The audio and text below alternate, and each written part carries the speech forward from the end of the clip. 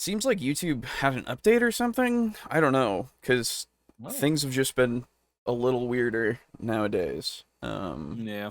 Through the actual streaming aspect, but I don't know. Yeah. No idea. It's all good though. Well, Okay. I don't know if you're in the market for what is it? Like a little adventure game. Feels Ooh. very like Zelda-y. Oh yeah. Kaku the Ancient Seal. It's really good. Ooh. Yeah. Kaku the Ancient Seal.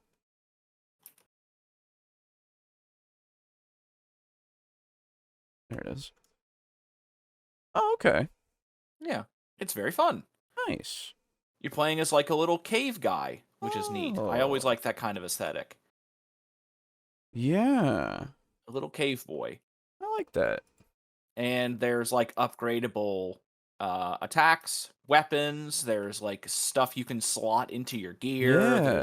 There's bosses that you actually have to fight. It's not like a Mario or Zelda game where you hit it 3 times, it's Yeah, dead. yeah. They actually have health bars Oh, and you have cool. to actually fight and dodge. Nice. The exploration's really fun and it's pretty neat. Nice. Hmm. Um. And the game seems kind of fucking huge actually, Oh, cool. because you go through a little tutorial area, and then you have your pick of 4 different zones, and I am only in like the tail end of the first, Oh, wow. How long have you been and playing it? there's quite a lot. How long have you played it so far? I want to say something like maybe 8 hours. Oh, wow. Yeah. That's crazy. So Okay. yeah, Cool. it's pretty good. All right. I'll look into it. Yeah. Can you believe that since we talked about it Monday, Concord is dead? Yes. Yes, I absolutely It's can believe it. so yeah, legitimately, Draco Greg and Unirico and I were doing some contact again, and Uh-huh. and yeah, we were just talking about it that day. Yep. And we were just It's like, great. oh yeah, that's a thing that exists. And I went, oh, I had no idea. Looked into it, and then like I go to sleep, and then a few days later, I just see, oh yeah, Concord is shutting down after 1 week of Well, being not up. even or no, not even 2 weeks. Not even 2 weeks. Okay, yeah, but Did like, you hear how many they sold? it wasn't a lot. Okay, so here's the thing. Some classic gaming failures. Yeah, The Sega 32X. yeah, yeah. That sold 625,000 units. Right.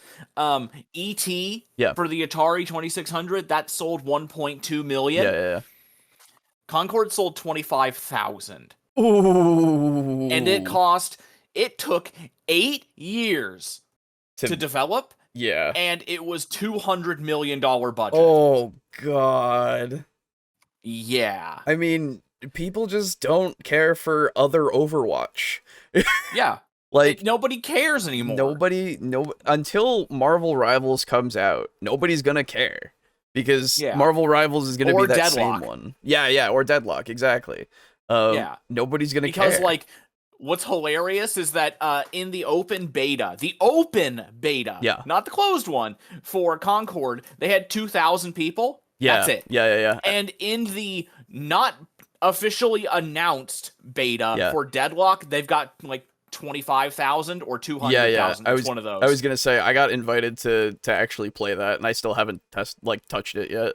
Yeah. So like, yeah, it's just one of those things that it's just like, oh yeah, this is actually an innovation, whereas that Concord game is not at all. Mm-hmm. So it's hilarious. Yeah. And it's very good that it has failed that quickly. It's crazy. Because, like, it needs to be a wake-up call. Yeah, we kind of need something new. Yeah. Stop chasing trends and make good games, please. But yeah. Anyway, welcome to Table Talk Discussion and Discourse. I, as always, am your host, Alejo, aka Greydon95. I'm the third one, and I'm playing Kaku the Ancient Seal, and it's pretty good. There you go. Aiden will be with us later on. He's doing a little shopping, and he'll be back in a bit. Look at Alejo having friends to gift him a Deathlock key. Well, it was during that beta thing, and honestly, it came from somebody that I looked at and went, "Who are you on my friends list?" So, you know, I appreciate it, but at the same time, I have no idea. We haven't spoken in forever, whoever this person Yeah. was. So, I appreciate it nonetheless. But yeah. So anyway, I know when Aiden gets in, he wants to talk about something, and we'll get to that when he comes in. But for now, today, we are going to be talking about two things. One being how to avoid terrible role-playing in D&D from the Dungeon Dudes. This was 3 years ago.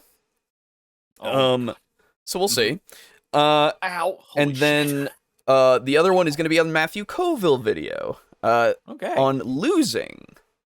Oh. Yeah, I'm not I never sure. do that. Not sure what it's going to be really, other than, you know, sometimes you're probably not going to succeed in quests. Okay. Ow. You know? Holy shit. I'm sorry. Ow. And This boss is insane. And so oh my God. We'll see what he has to say about it. I don't know. We'll see if he has a good take, because sometimes he doesn't hit. Sometimes he doesn't. Yeah. But we'll see.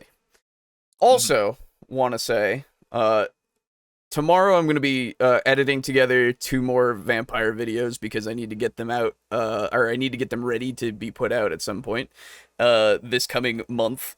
And I'm so excited. Been having a great time. It's been really fun, and I can't wait to show people. So hopefully, and obviously, if you're a table flipper, hey, come on by tomorrow, and you can get a sneak peek. And also you'll get the full video when it's out, so you can really just wait for that release if you want. Either way. No, get out the fuck off. So yeah, push me in the lava. Let's go forward. Yes. So this is how to avoid terrible role-playing in D&D 5e by the Dungeon Dudes. It's hopefully gonna be interesting. We'll see. Because they're all right on occasion, you know. Yeah. But again, we've talked about it before. They seem to be a lot of combat-focused stuff. So I'm going to, if this isn't just the very basic stuff, you know, of like, oh, you know, don't try to hog the spotlight and all that kind of stuff, you know. Just like the really, really basic shit. Exactly. It might be, it might not be, who knows. But we shall see. Here we go. This week's episode of our show has been sponsored by the Grim Hollow Monster Grimoire, which is just launched on Kickstarter. Our friends at Ghostfire Games are releasing this book packed with over 300 new monsters for 5th edition. Kelly and I love dark fantasy, and this book is offering an amazing bestiary of horrific creatures, abominations, and undead monstrosities inspired by your favorite tales of grim, dark, dreary monster tales. Not only that, but this book is going to contain rules for how to harvest monster parts and the crazy items that you can make with those parts. Also, the book is going to be packed with tons of great advice for dungeon masters on how to make the most of these monsters in your adventures and encounters. You can follow the links below to join in on the Kickstarter now. And now, onto this week's episode. Obviously, go look into Grim Hollow. It's been out for a while. It's been 3 years since, and they've done a couple of things now at this point. Yeah. So super go into that if you're looking for something like that for sure. Couldn't think of a dynamic entry for tonight. Hello, Shin. That's okay. Hello, Viridi. Hello, Entropy.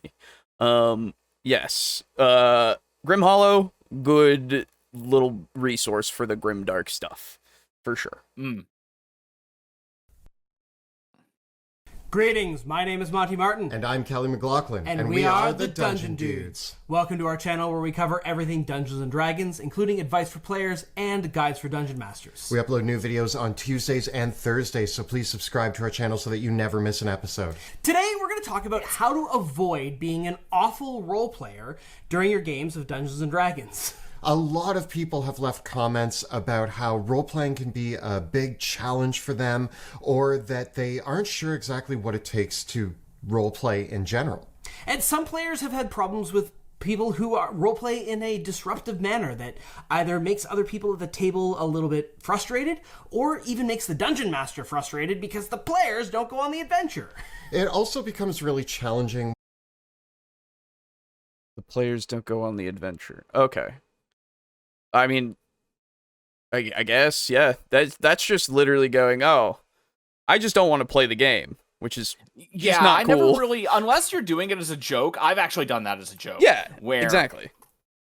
I don't understand people who unironically do that. Yeah. Because it's like, why are you even here? Yeah, exactly. Like I would assume that they've had a conversation about what they're going to be doing. Like not even as saying that they did a session 0, just saying they discussed that they wanted to run something for people, and then when they came in and this one person's like, yeah, I just don't want to. Yeah. And it's like, I don't feel like it. Oh, okay. But if it's more the reluctant sort of like the character's like, oh, I'm not really sure about doing something like that. That seems pretty dangerous, but I'll tag along, you know? That's different, obviously. Hello, bros. What's happening? Hello, Timothy. We're talking about terrible role-playing, apparently. I've had that player. You've had the player who's been like, no, I don't want to play, basically? That's weird. That sucks. I'm sorry to hear that. What is that like, I guess? Because I can't imagine going into a game and literally being like that, you know? Like, yeah. It just... What was their... I mean, maybe you didn't find out their reasoning, but if you did, what even was the deal, you know? Because that doesn't... It doesn't track. It really doesn't. Yeah. It's very strange. Anyway. When there are a lot of sources out there that are excellently role-played, live-streamed campaigns. There's a lot of campaigns that include voice actors or actors who can really add a lot of elements into role-playing that aren't necessary for your home games. And it sets a really high bar for those of us who are just getting into the hobby thinking that we need to excel to that level. Good role-playing means different things to everybody, but fundamentally, role-playing isn't about acting. Role-playing is about making interesting decisions as your character that create a unique scenario and ultimately tell a satisfying story. Good role-playing can include things like making awesome one-liners and funny quips, but just as often as that, good role-playing is about thinking about what your character would do in an interesting situation, and even making decisions that you, as a person that you are, wouldn't make, but would be the choices that the character would make in those circumstances. The goal of role-playing... Yes. Yes. That is what role-playing be. Yes. Yes. The problem, of course, is that you're attempting to create those situations that are going to be satisfying and all that, right? But it's not always going to happen, you know? Yeah. You are kind of at the whim of both yourself, the dice, and other people. And you're really hoping at the end of the day that it's all going to gel together in a substantial or satisfying way. But I don't know. It's hard to. It's the way that I see it is I don't go in looking to make something satisfying.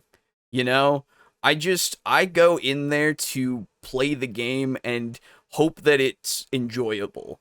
That's kind of it. Because satisfying is a very interesting term to me. Because it kind of, at least to me, it says something of like, I don't know. It says something that I don't feel like I have control over. If that makes any sense. Yeah. That makes sense to me, at least. Yeah. Because you're trying to achieve something that's kind of nebulous and is very subjective. Yeah, exactly. Like, I just want to have a good time, and the way that I play things, it usually ends up being that way if I'm like doing something or if I'm watching it happen or whatever. Because I'm very much loose in that kind of thing. I don't care to be in control of everything all the time. Always. I mean, sometimes I do, but you know, other times I don't. But and if somebody else does something that I don't find to be interesting or satisfying, it's not something that I would go like and think, "Oh, well that, you know, that sucks. That sucks that that's part of my game that I'm in right now." Cuz it might be interesting or satisfying to them. You know, unless it's objectively going to take away the experience from me and everybody else, then I don't really like have a problem with it. I might find it again unsatisfying, but that's not gonna like be something that I keep in my head, you know? Yeah. I don't know. It's weird.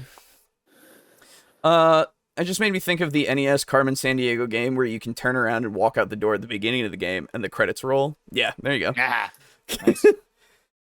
Basically, the way I saw it, they wanted to game the game and story to be exactly what they wanted. Most likely, the vision in their head didn't mesh with the story you created. Okay, I see. For what? For the person who just didn't want to play, basically. Oh, yes. I get that. But that sounds like they were in there for a while. Yeah, I guess that makes sense. Okay. Well then, at that point, if they get to that point, I hope that they, decided that they just were going to stop playing.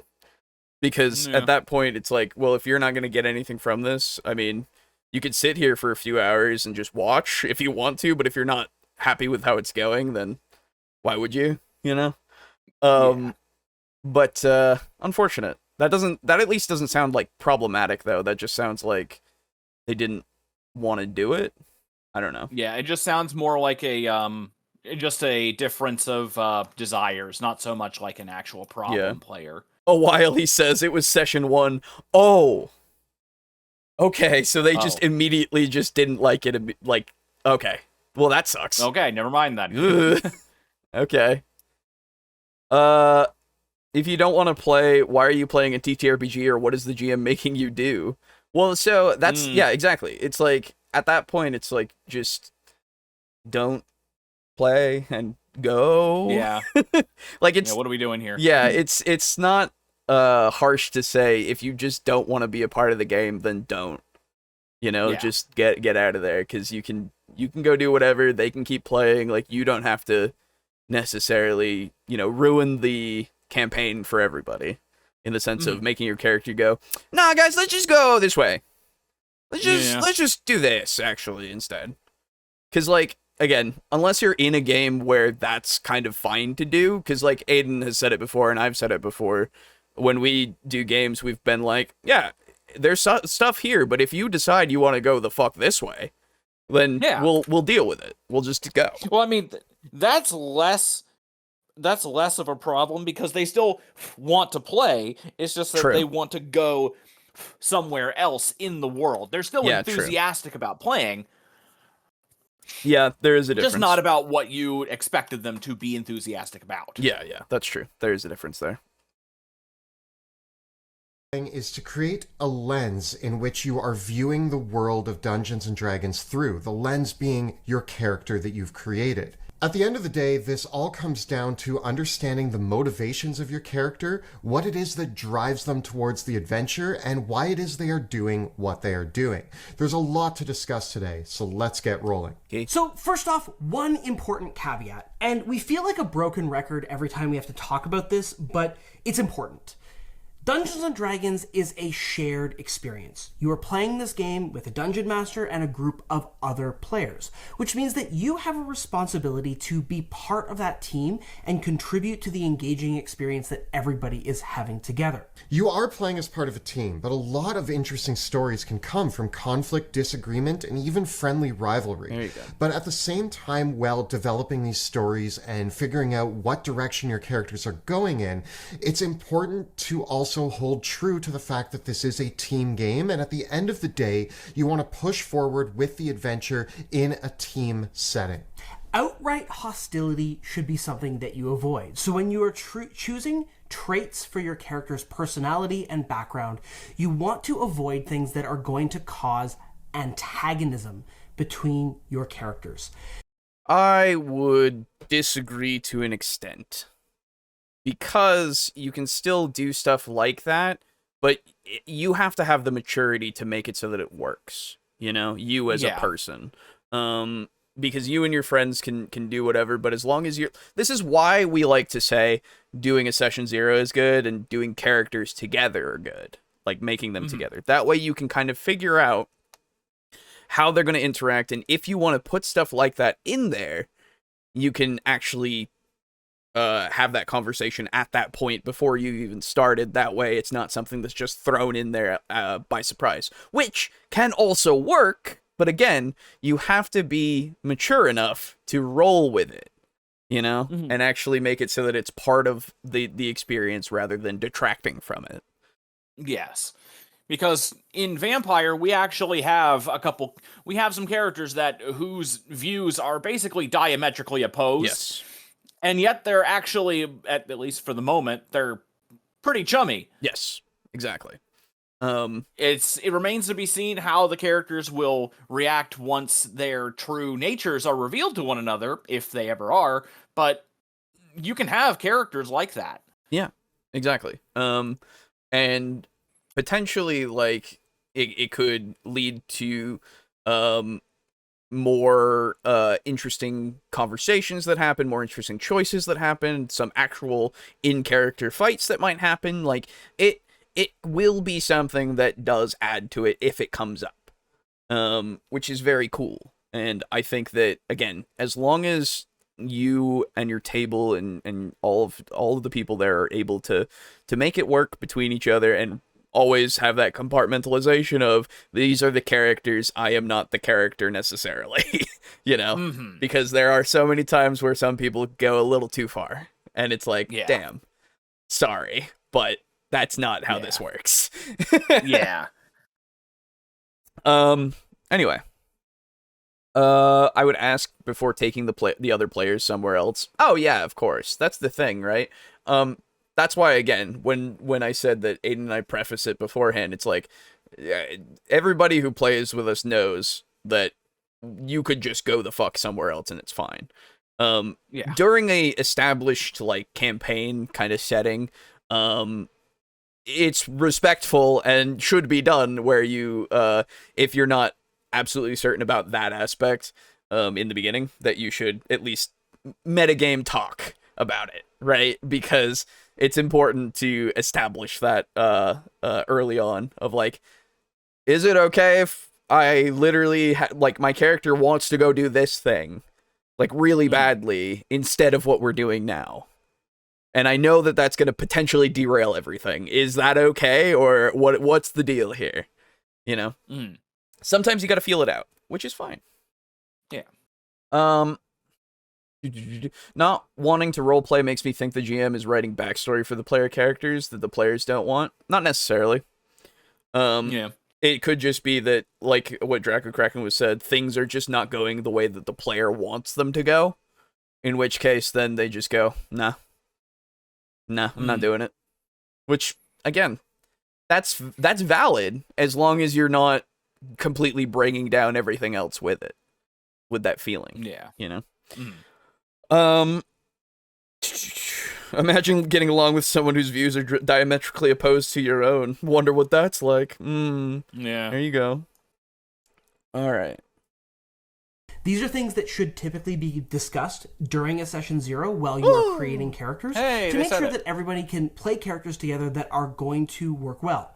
You might be part of one group where your group is okay with things like conflict between player characters, but other groups don't like this. True. So before you start thinking about playing that paladin who wants to slay every single spellcaster, you might want to think about what the party wizard thinks about that, or a rogue who's going to steal from everybody in sight. Well, again, your other party members probably aren't going to like you. At the end of the day, all the player characters in the party have to be able to work together somehow. If they don't trust each other and they don't like each other, it puts a lot of work on the dungeon master to figure out why all these people are going to be working together. So do your dungeon... Yeah, in that kind of respect, you can have, like, there's many a story of, like, oh, the motley crew of prisoners who don't like each other at all are going to do this thing together. Like, there are ways, again, there's always a way to make it work. It's just...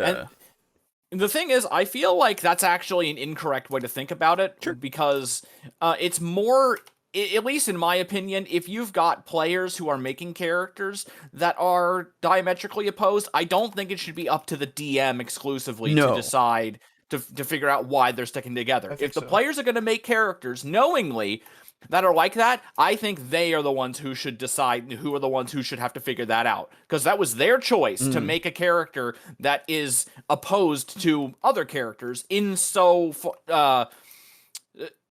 make a character that is so opposed to one another that they might leave. Yeah, exactly. I think they should be the ones to figure out why they are staying. Yeah, I think it just obviously it goes to both sides, right? Of like the DM has to work with them and they have to work with the DM just to make sure that everything kind of gels together. Yeah, as long as everything stays above board and they're not doing anything sussy. Yeah, exactly. Like there's nothing nothing that needs to, like, both sides need to absolutely be okay with this. Yeah. It's just kind of how it be always. Mm-hmm. To give the player some credit, even though I've DM'd for 13 years, I'll never say I'm good at it. I learned to make my stories way more open and world build wider from that event. Oh, that's fair enough. Mm-hmm. I get what you're saying, but at the same time, I don't know. It's when somebody goes into a game and then just immediately doesn't go with something, like, I feel like it's not the worst thing in the world. But again, it really just depends on how they handle the situation, right? Because if I go into a game and I'm just like, nah, I'm not feeling it, then I'll excuse myself or find a different character that might actually work with the game, you know? Like, it's the options that you present yourself and are able to take. I don't know what you did in the event, to be fair, Draco Kraken, other than, learn from it. But I assume, or at least I hope, that some kind of thing was reached of, like, a place to understand each other. More open world can keep things fresh. It's true. But again, there's nothing wrong with having a linear campaign, right? Mm-hmm. You can't necessarily open something up, like open everything up, right? Because some things are made specifically to be a closed kind of thing. Which, again, nothing wrong with that. There's nothing wrong with any of that. It's just who is down for whatever kind of game, you know?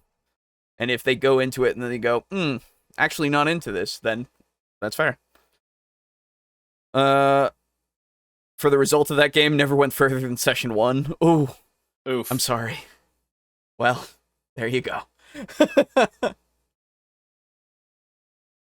Master a favor. And no matter what your character's personality is like, they should at least be able to be willing to cooperate with the other players. Does your paladin agree with the rogue? Maybe not. But is what they're dealing with more important than their silly rivalry? Hopefully yes, and that allows them to push forward and figure things out. With that important caveat out of the way, we want to address another misconception that has taken root within many Dungeons & Dragons communities, especially in the wake of high-profile livestream campaigns run by casts of professional actors, voice actors, and comedians. And that is about voice acting. This is not necessary to roleplay your character well. True. You can create an amazing, interesting, and fascinating character and still speak in your own everyday vernacular, and you don't have to adopt an accent or wear a costume or have funny mannerisms or even make one-liners or even speak in the first person. Role-playing is about making interesting decisions and choices, taking interesting actions. It's not about acting. So a lot of people I just want to the words interesting are being used for every single thing that you do. And while I agree that you will find the things that you're doing interesting, you're not necessarily trying to do the most interesting thing all the time. Yeah. You know, like it puts that word to the forefront of, I need to do interesting things. You like you don't always have to be putting on a show for everybody, I guess. You know, I don't want that to be something that people think. Because you are there to play the character. Sometimes the character is going to be a boring little thing. Yeah. Like, or at the very least, they might not have anything to do that particular day. Exactly. It's like, if you are playing your character true to how they would act and not necessarily, again, as I said before, detracting from the entire experience of everybody else, because the dreaded "that's what my character would do" argument, of course, I steal from everybody all the time. You know, you can't because go. My thief is an idiot. Yeah, can't go too far with that, obviously. But if you are reasonably acting within your character's perceptions and everything, and just acting them out, then that is going to be interesting enough for you and for what's going on. Like, other people might find what you're doing interesting. Other people might find what you're doing mundane. But just, I don't want it to be so hyped up that all you're doing is interesting stuff when you're role-playing. Yeah. You know? Like, again, I get the sentiment. I do. It's not that he's wrong. It's just, it's dangerous to or not dangerous, but it is something that hypes it up to a degree of like, I should always be doing this for those impressionable minds. Mm-hmm. You know? No accents. Way to make Garibay proud. Exactly. Mm-hmm. Is whatever they're dealing with more important than their rivalry? Hopefully, yes. For some reason, that was funny to me. Fair enough, yeah. Mm-hmm. Always trying to be entertaining will burn out everyone fast. Yes. Uh-huh. Yes. Not every play That's why we're almost never funny. That's right. Not every play is the content play. Exactly. We're not doing it for the content necessarily. Come on. Mm-hmm. These famous actors, comedians, and voice actors, and what they see on the surface are people doing funny voices and really excelling at the acting part of role-playing. And I will say that in the lessons of becoming an actor, you learn a lot of the core values that actually do attribute to role-playing. Yes. But they can take it to a level that they are professionals and they do this constantly, and they have a whole variety of voices to pull upon to bring their characters to life. But at the core of acting is finding out who the character is and what motivates them. And that is the truth about role-playing. You don't need to throw on a voice. You don't need to even be good at acting. As long as you can understand the motivation of your character, you can role-play that character. If you are interested in doing things like an accent or adopting interesting mannerisms, one of the really wonderful things about studying acting is that you can achieve a lot with only a little. You can create characterization in your voice simply by changing the pitch of your voice or how fast or slow you're speaking. A person who's speaking very, very quickly, even in your normal voice, has a very different approach and characterization than a character who is speaking very slowly, even though you're speaking in your normal, everyday voice. Simple modifications to your voice or even the way you position yourself at the table could be enough to bring your character to life. If your character is a little bit more laid back and ready for anything, you kind of just raise an eyebrow and lean back in your chair, and now when you're talking as your character, you have enough to go on to make them seem a little more whatever about. Yeah, not to cut him off, whoops, but in our day and age where we now have a lot of things going online, you know, not a lot of face cams and stuff sometimes, like it depends on you and your group, obviously, if you're able to play in person or not, right?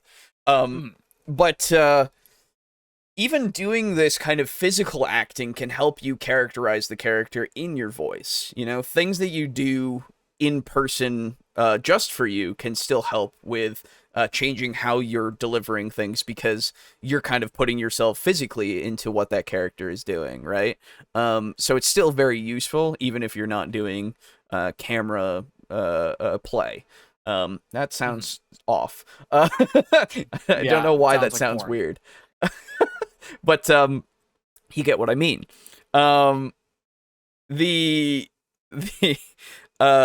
As somebody who has only been doing his normal voice for a while, in a lot of things, except for the one character that I played for 4 years, it's one of those things where you try to describe a few things. Like another good way to, of course, characterize is describing what you're doing at the same time, you know? Describing how your character is acting, instead of necessarily acting it out physically, right? Just to give them the idea and put it in their minds, because theater of the mind is very powerful. Oh yeah, my character does sit in the chair, you know, like such and such, or, you know, giving that kind of comparison can help with showing them what they're looking at for sure. Yes. Oh good, I'm glad role-playing doesn't have to be interesting all the time. Yeah, don't worry. Not gonna lie, the fast talking spooked me a bit, a little. Yeah, you kind of brought it on real quick. Yeah. Yeah. Being burned out might be good to play Leroy, seeing out he's a burned out, jaded person. Yeah, you put yourself in that mindset. Yeah. Sure, absolutely. Go for it. The whole situation. Whereas if you take something like hunching your back and start talking a little bit faster, now you seem a little eccentric and maybe anxious.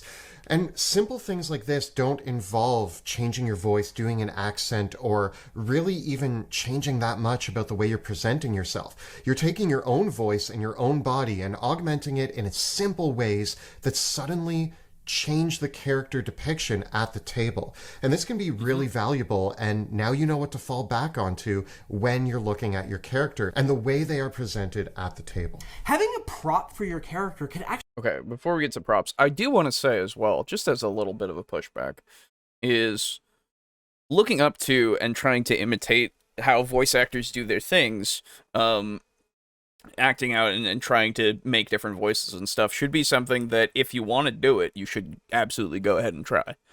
I feel like it's like, yes, they are professional voice actors. What does that mean? Oh, they're paid. And they have many, many years of experience. The experience. So this is the thing. Professional just means that they're paid. If you want to say that they're experienced, all you got to say is experienced voice actors. I think that's a better thing to put out there, because professional means literally nothing except that you are paid for what you do. It does technically, if you want to put some meaning behind it, that your quality of being paid is good, but there are many people who are paid for what they do and they are not actually that good at it.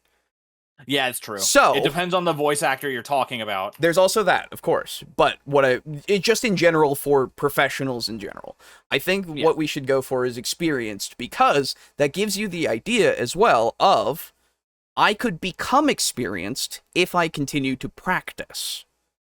Right? It gives you that little bit of an idea of, oh, I could become like that if I were to put in the work.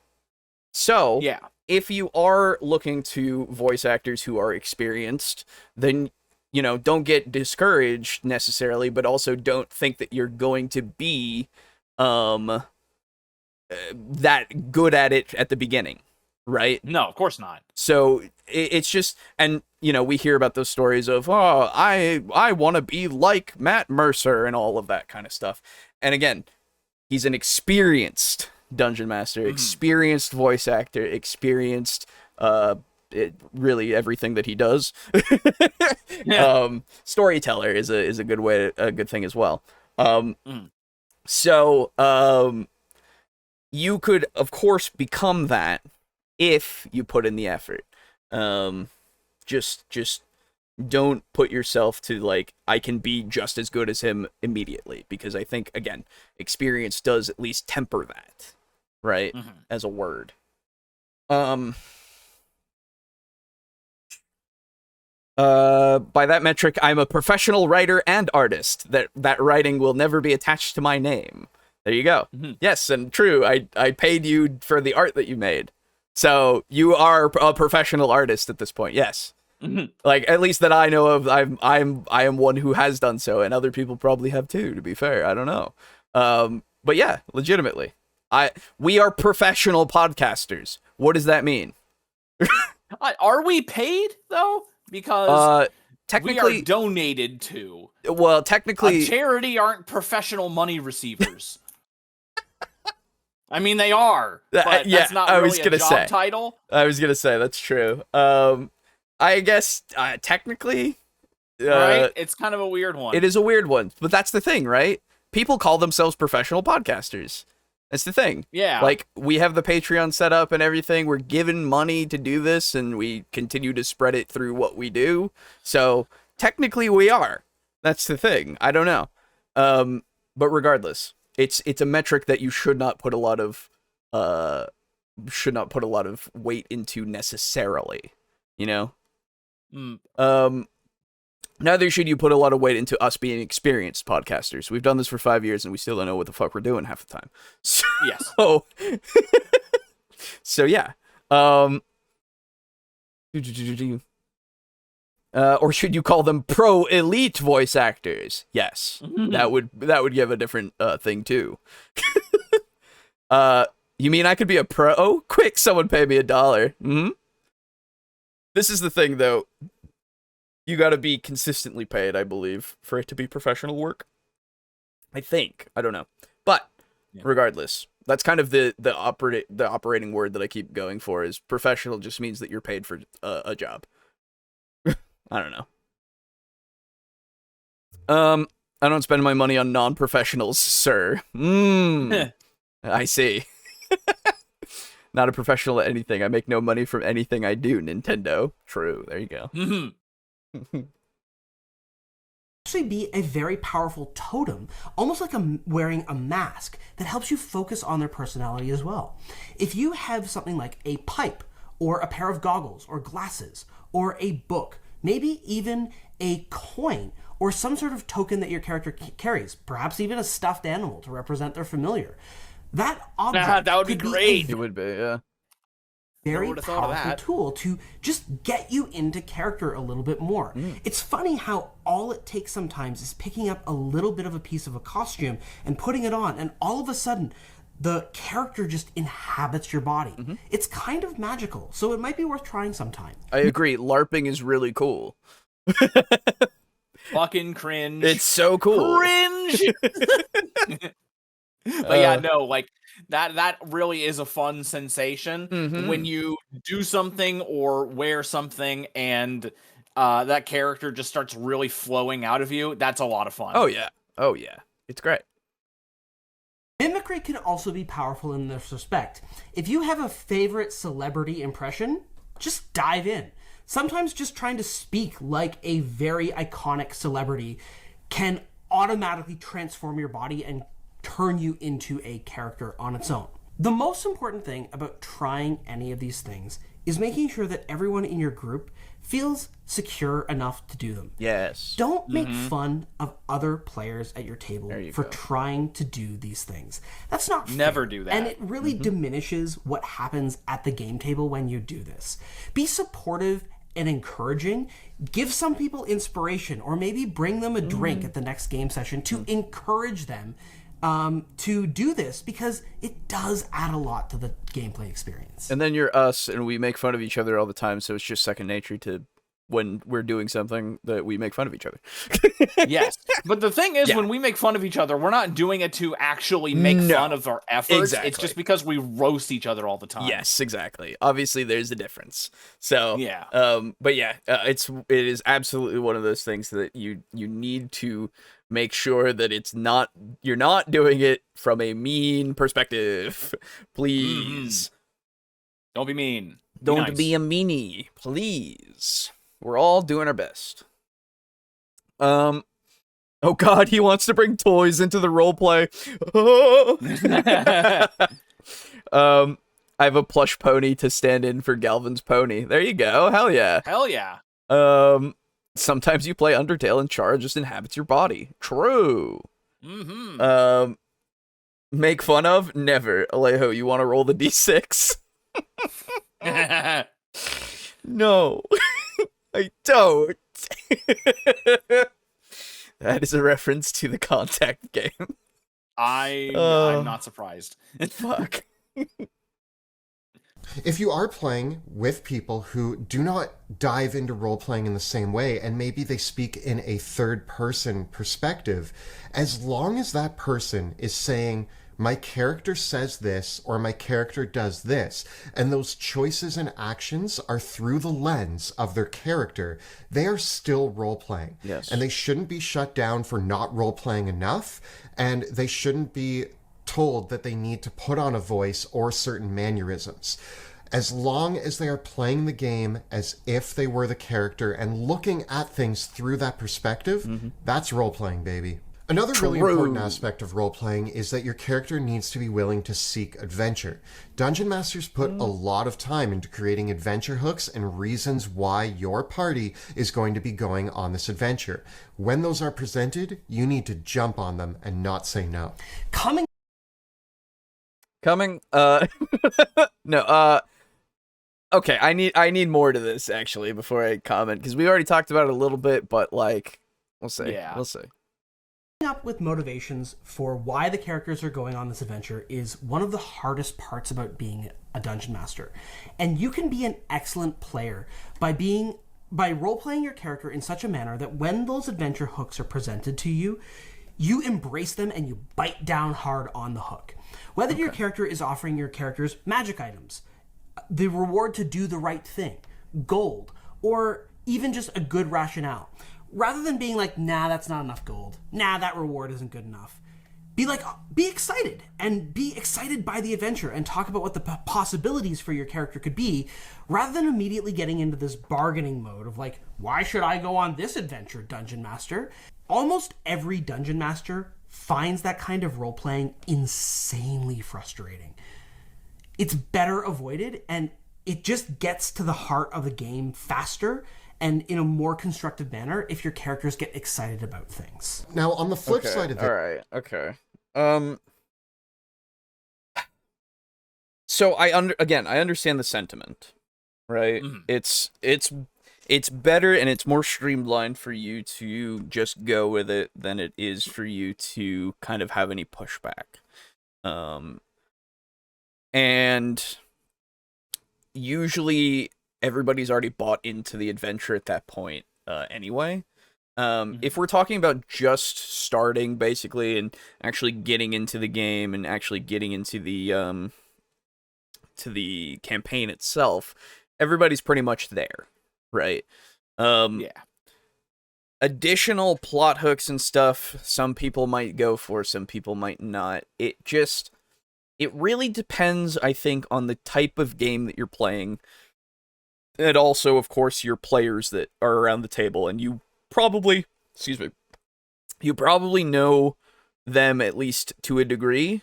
So you can put things in front of them that they might want to go for, but also if it is something that's additional, or at least something that isn't part of the main plot hook quest thing, potentially, I also find that it's fine if they don't do it. Mm-hmm. Because, I feel like it should be their choice to do that, whether it's because of the character. I'm sorry, mostly it is because of the character, but if that character doesn't want to do it for a certain reason, or doesn't want to do it until they're paid or something, or, if they're trying to bargain a little bit that way, then I don't find that to be a problem. I'm not entirely sure, I guess, what we're referring to here, if it is the player bargaining with the DM, or the character... I don't think it's a bargaining issue. I think it's more so just someone flatly rejecting a quest. Right. And saying like, oh, you're offering 100 gold? Nah, I won't do it. Instead of trying to bargain or something like that. Because that would be good roleplay. Because you're still invested in what's going on. You just want to earn more from it. I don't know. And in fact, I would say that's even more invested than just taking the quest immediately. Because that kind of implies that you might have something in the game world on your mind. Like, oh, I need more money to purchase this new bow. Exactly. For, my wizard. Yeah, totally. I mean, like, that is true, but again, the wording that he used, I guess I need to hear it again, because it seemed weird when he was talking about the bargaining aspect. Yeah. Actions are through the lens of their character. They are still role-playing, and they shouldn't be shut down for not role-playing enough. I'm back a little too far. And they shouldn't be told that they need to put on a voice or certain mannerisms. As long as they are playing the game as if they were the character and looking at things through that perspective, that's role-playing, baby. Another really important aspect of role-playing is that your character needs to be willing to seek adventure. Dungeon Masters put a lot of time into creating adventure hooks and reasons why your party is going to be going on this adventure. When those are presented, you need to jump on them and not say no. Coming up with motivations for why the characters are going on this adventure is one of the hardest parts about being a Dungeon Master. And you can be an excellent player by role-playing your character in such a manner that when those adventure hooks are presented to you, you embrace them and you bite down hard on the hook. Mm-hmm. Whether your character is offering your characters magic items, the reward to do the right thing, gold, or even just a good rationale. Rather than being like, nah, that's not enough gold. Nah, that reward isn't good enough. See, be like, be excited, and be excited by the adventure, and talk about what the possibilities for your character could be, rather than immediately getting into this bargaining mode of like, why should I go on this adventure, Dungeon Master? Yeah. So he is actually saying that you should just bite down and go for it rather than say anything, like push back at all. Right? At least that's what he's saying. I don't think that's what he means in the sense that what we're talking about. Yeah, but that's the words coming out. But that's the words coming out, right? So I'm not exactly about that. I feel like you should allow that sort of bargaining kind of thing to happen because, again, that's role-playing because your character is doing it for, like you said, some sort of reason because of whatever they need for that character, whether it be gold for the new bow for the wizard or they're just a greedy fucking son of a bitch who wants more money or, like something. Yeah. So again, that's interesting. With that, I feel like that's a perspective that you need to have that maturity for, of being able to allow them to express these characteristics, because ultimately, at the end of the day, I think that you as the DM know how the characters are going to act because you have them run by you usually before they start playing. So you would know if this guy is going to potentially bargain and stuff for things because they probably told you that somewhere in their character creation of like, yeah, this guy actually, he's like pretty greedy. So if you offer him any gold, he's probably going to try to up the price, because he wants or at more. the very, even if you don't say it in so many words, when you make the character, you're probably going to be talking about the personality. Yeah, and exactly. so you'll probably wind up saying, oh, this guy seems like he'd be pretty greedy. Yeah, exactly. And then you can kind of just infer that he would be that kind of asshole who would constantly ask for more money. Right. Yeah. Instead of just taking what he gets. Which, again, can then lead to very interesting things for your party, or could be interesting things for people that try to ask for help. Like some people might actually just not ask you for help when they're, and then like, when they need help and they know that the person needs help, and then they go up to them and they're like, oh, you need help? And the person goes, but not from you. Not from you. Because you're gonna ask for more, you've got a reputation. More money than I can't afford you. Exactly. Unfortunately. So like you could have something come from that, so maybe introduce a little bit of remorse. Maybe somebody dies as a result of their reputation. Yeah, exactly. You can have consequences for their actions. It's crazy. And whether or not that actually affects the character is up to the player, obviously. But it's something that might affect the other people in the party. It's one of those things where I feel like it's not something you should immediately say, don't do it. But again, at this point, I'm now like, are we talking to really inexperienced young people? Yeah, we keep running into videos like this, don't we? I want to know who the audience is, I guess. Who's the intended audience, because it's not clear to me anymore. Because, I guess it is kind of clear to me because this does seem like a newer person video. How to avoid terrible role-playing. They're talking about people that are talking about it. All that kind of stuff. But at the same time, I don't know. It's something that I want to assume could be useful to anybody.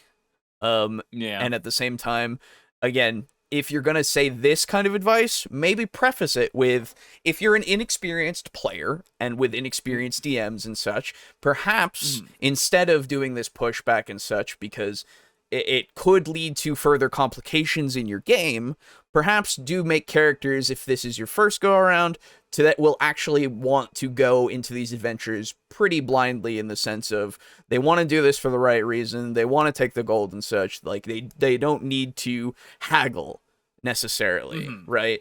As you keep going, maybe you can then pivot into more characters that might want to ask for more money and stuff. But at the same time, if you think you're experienced enough, or at least that you can handle that kind of situation where consequences could happen, maybe you could try it. Like, it's something that you need to stress to these people that it's not a bad thing to do, but it is something that is going to be complicated. Yes, it will require a little bit more thought and preparation and a nuance on the player's part And if the they're Dungeon going to be Master. playing. Oh yeah, and the DM. If they're going to be playing kind of like a morally gray character, because you kind of have to think about a morally gray character in real life, because that any people who that you don't particularly like for one reason or another. How cooperative would you be with them? Exactly. Because I'm sure you know someone in your life that you don't particularly like. Exactly. So you got to think about it from that perspective. Yeah, and I think promoting that more critical thought is probably what we should be doing, rather than just say only Don't fucking do the good thing. Yeah. You know? But I don't know.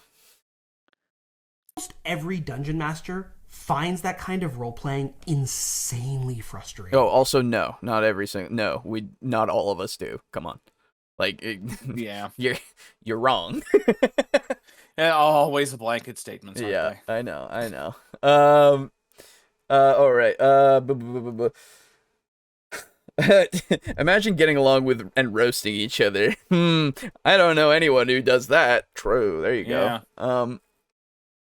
But yeah, it's I don't know many morally gray people. Yeah, or at least people that you consider to be morally gray. Exactly. It's better avoided, and it just gets to the heart of the game faster and in a more constructive manner if your characters get excited about things. Also, some words that I don't like being used. Constructive manner, heart of the game, I suppose if you want to think about it, if your perception of D&D at a fundamental level is going into dungeons, going on adventures, doing quests, then that kind of is the core of the game. But yeah, obviously D&D is way more than that. That's more so. Yeah. It's more so a personal thought and stance on the game. Exactly. So yeah. It's like I would rather say the heart of the game is telling the story. That's kind of it, right? Like, there's nothing else about it. Like, yes, there are aspects that are there for combat and exploration and getting gold and delving dungeons and all this kind of stuff. Yes, it's all part of it. But at the end of the day, you're telling a story. And you're playing this game together. And that's really what the heart of it is. And the added complications and stuff can really add to that experience, potentially. Honestly, more often than not, they will add to the experience rather than only just going with it and not really questioning it, I guess. So yeah, it's just one of those things. Yep. Don't like the language. Weird. Don't like that. Oh yeah, and also saying that it's constructive to not push back and try to ask for more money and stuff. You know, like weird to me, because again, even if they're a younger player and stuff, we can at least try to assume that they have some sort of intelligence. you know, like I would rather assume that people are intelligent and able to distinguish the nuance than blanketly state that we should have everything be very simple. You know? Yeah. But that's just me, to be fair. I'd rather that for everybody, including the children. You know, like I'd rather that. Hello, Pizza Funk. But yeah. Now, on the flip side of this, it is possible to play a character who is the reluctant adventurer, but they still participate in the adventure. My greatest example of this is Bilbo Baggins from The Hobbit, who definitely wanted to stay home, smoke pipeweed, and eat cheese all day, but when presented with a great threat that was bigger than he was, and he realized that he was essential in taking part in this because he could do the right thing, he went running over the hilltop screaming, "I'm going on an adventure." That might have been from the movie and not... It was. Yes, it was in the movie. It took him a while in the book to get to that point. But wasn't there like 3 musical numbers in the movie before that? Maybe. I think there was a good deal. There was either one or two. It was either one. It was like 2 or 3. Yeah, there was a couple, I think. Yeah, because one of them was the dwarves song where they were singing about, you know, sadness. Dwarves. And yada yada. Yeah. There might have been one more before that, but yeah. Anyway. I liked the musical numbers hilariously. I liked them more in the book. Honestly, most I never people even saw the movie. I've just seen the musical numbers. That's fair. Most people like the book more than the movies, to be fair. Yeah. For many reasons. Many reasons. Yeah. Anyway. Book, but you get the idea. Bilbo Baggins is a great template for the reluctant adventurer because at no point in the adventure does he give up or does he say no. He continues to pursue the adventure willingly because it's the right thing to do. Now, here's the thing. Your character could get burnt out. And I think that it's fine if you retire a character early. Yes. There's nothing wrong with that. I don't see a lot of talk of this. That's very strange to me. Yeah. Now, I've talked about Gimbal before, my character that I played for a long while and I liked very much. Still love him to death. I played Gimbal for, I want to say, like 10 sessions of a campaign. And then retired him early because he had an opportunity and he was like, fuck, this is dangerous shit. I gotta go. I'm leaving. Fuck this. I'm going home. Yes, exactly. But no, he was like, yeah, no, I'm gonna dip because it's not going well. People are dying because of what we're doing and what I've done, and I don't really like that, and you guys aren't really like going for the thing that I'm going for. So I'm gonna go. I'm dipping. So I retired him for a little while, played a different character for a little while, and then brought him back because situations had changed, right? And so he was like, all right, you guys are actually like good at this combat thing, and also we're being hunted, because he had gone with somebody else who was part of the party at that point, an NPC, and funnily enough, a plot relevant NPC.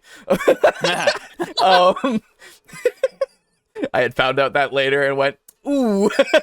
Good thing I came back, I guess.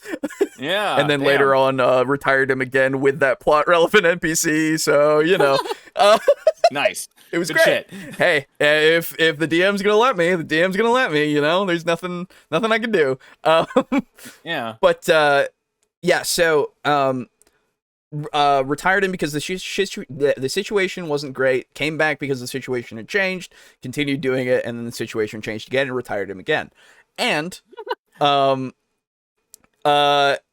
there's I think that his story was very, very good for what he had and what he wanted to do. I really yes, I know, right? Of course you would say that. But like in the sense that he had gone for things for a specific goal, he retired from them because his goal was not being met. When he came back, he had a different goal that then he could find more easily when he retired again. And so that's what he did. But I see. It doesn't mean that I couldn't bring him back if I really wanted to, in the sense of situations have changed again. It's actually better for me to be a part of the party again. Or he's somewhere else in a different game, part of their party, because actually, you know, he's over here now because he went off and did this thing, right? Retiring a character doesn't mean they're dead. No, right? Not at all. And retiring a character doesn't mean they failed either. And it gives you the ability to, if you're not so into a character necessarily, you could play a character that you are more likely to have a fun time with, you know? So having them always be chipper gung-ho for the adventure, always wanting to do the right thing, that's something else. In the sense of, you can still have that, but have them not be a part of this adventure.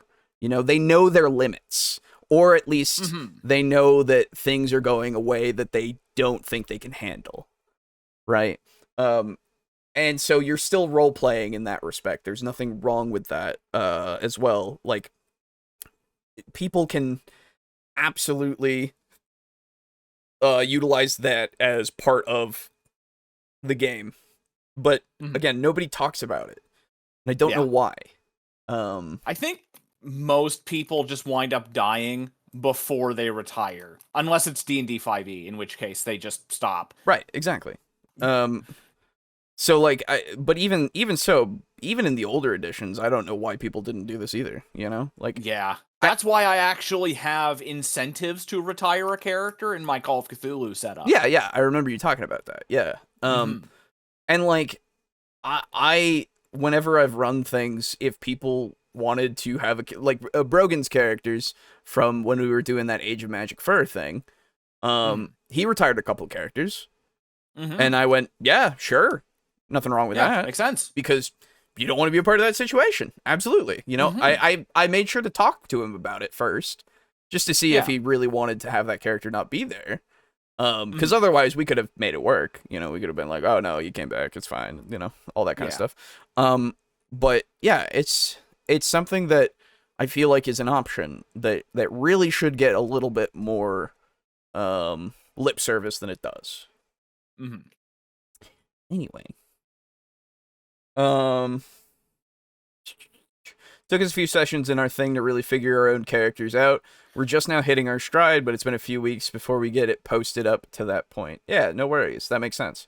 That's why I like just going into my character and kind of figuring them out as I play, because there's a lot of stuff that I don't know about them, you know? And once I'm actually doing it, then I'm like, oh, okay.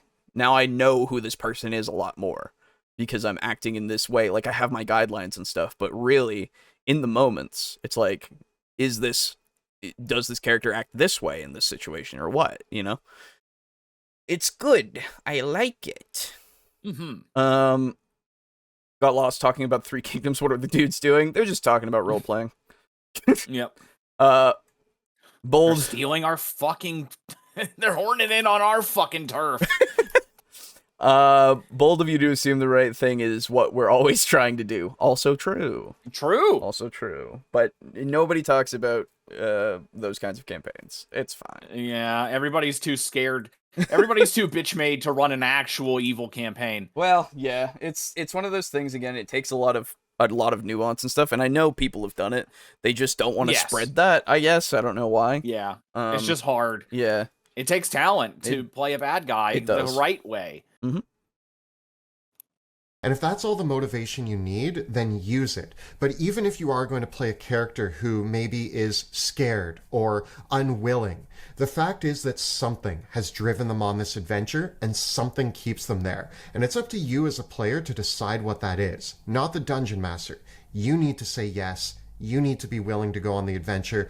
Otherwise, there's no point in participating in a game of Dungeons and Dragons. This is why focusing on your character's ideals, bonds, flaws, and personality traits that thing that no one ever does. Much more only new people. Literally only new people, really. And like that's it, you know?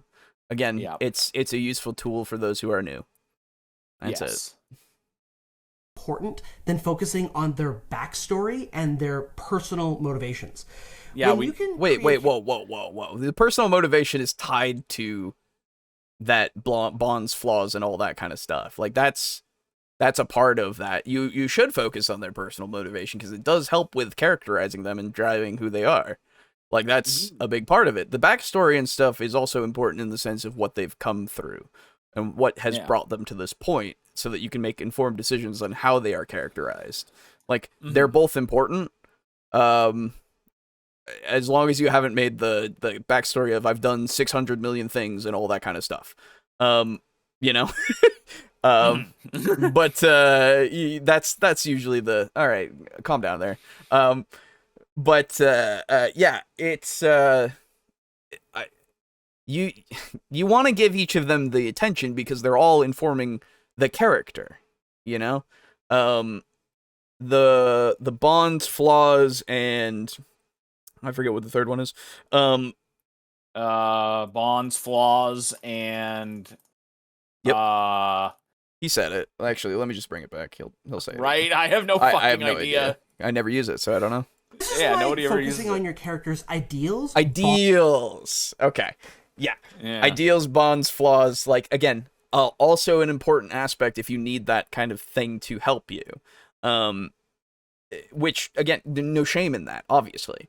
But it's definitely like it's a piece of the puzzle.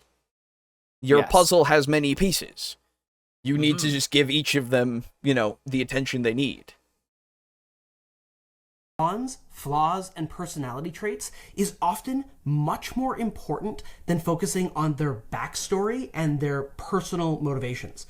When you can create a character that is motivated by a variety of different things, that makes them more open to embracing the variety of adventure hooks. It's possible your character is going to go on some adventures that aren't necessarily about them personally. Yes. So they still need a reason to go on that adventure, and by focusing on your character's personality traits, flaws, ideals, and bonds, you create this open-ended set of hooks that can draw your character into the adventure and still might lead to a personal connection to what is going on.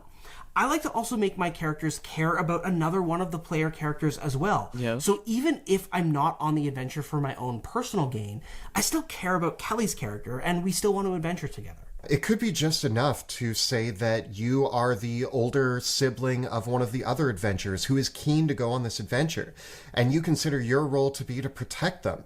You don't want to go on the adventure, you don't want to be there, but you are going to give your life to protect your friend or sibling. And that's enough reason for you to be on this adventure as well. If it comes down to it, and you really can't think of a reason why your character would go on this adventure, maybe you should consider playing a different one. Okay, yes, I agree.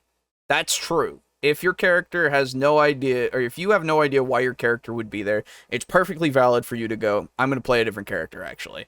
Like, that's something that should be fostered, for sure. If it's, now, again, it's something that isn't talked about during like a mid-campaign and such, but that's kind of the idea with retiring characters early. Because they can come back, like, all right, you guys go do this. I actually don't want to. Please don't ask me to. Dear God, I would rather die. But legitimately, just have another character that you want to play. Absolutely. You can make characters pretty quick. Use that backup character that you've been looking at. Like, I don't know. Yeah. This might be a pro thing to do, but I figure out my characters as I write. That's fair. That's fine. Yeah. Nothing wrong with that. How dare you, Boo? I played a serial killer blood artist. Yeah. Interesting. Yeah, sounds good. Personally, I care about money. There you go. Simple concept to really drive home role-playing for your character is coming up with a simple quirk that you can rely on. This allows you to have something like a quote or a simple phrase or a list of things that you might be into that you can fall back on when you're looking for a way to roleplay your character. We've used quirks several times when creating our characters for our Drakkenheim series. One of our characters, Veo, reliably fell back on the idea of relating everything to food and thinking with her stomach. Sure. These are a simple quirk, but they allowed her to easily roleplay. If she didn't have anything to say in a moment, she would make a food pun or talk about how hungry she was, and that was enough. Another character, Wilhelm, that I have played, has a list of rules that he lives by, and I'm looking for opportunities to bring those rules in. Another simple one is a phrase like, what's the worst that could happen? When I need to throw that out there to drive home who my character is, that simple phrase allowed me to portray my character and became a reliable source to show that I was role-playing. Okay. So I'm of two minds about this. Okay. Like, I get it. Right? Like, I get it. It's something that you can create to have that framework of if you need to fill dead air. Like, I don't... In each situation, I don't see... I get the idea of... Let's take the relating things to food example that we've had in the beginning there. I can see it being used in a lot of situations because you're saying something and, oh, that reminds me of a buffet or something like that, you know? It's obviously it's going to make sense in character rather than me just saying it out loud. At the same time, I'm like, why am I a quip machine? You know? Like, I don't know.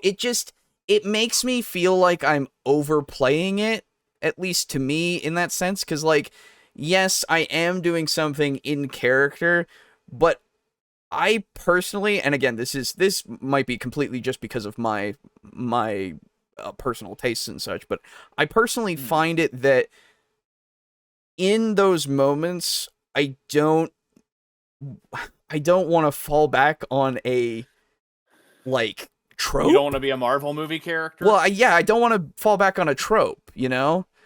Like, I don't need to create a catchphrase or something like that, because that's me. It's weird to say, but that's me making a character out of my character. Yeah, no, I understand. Yeah, okay. Because, like, it doesn't feel like I'm playing a person. It feels like I'm playing a character.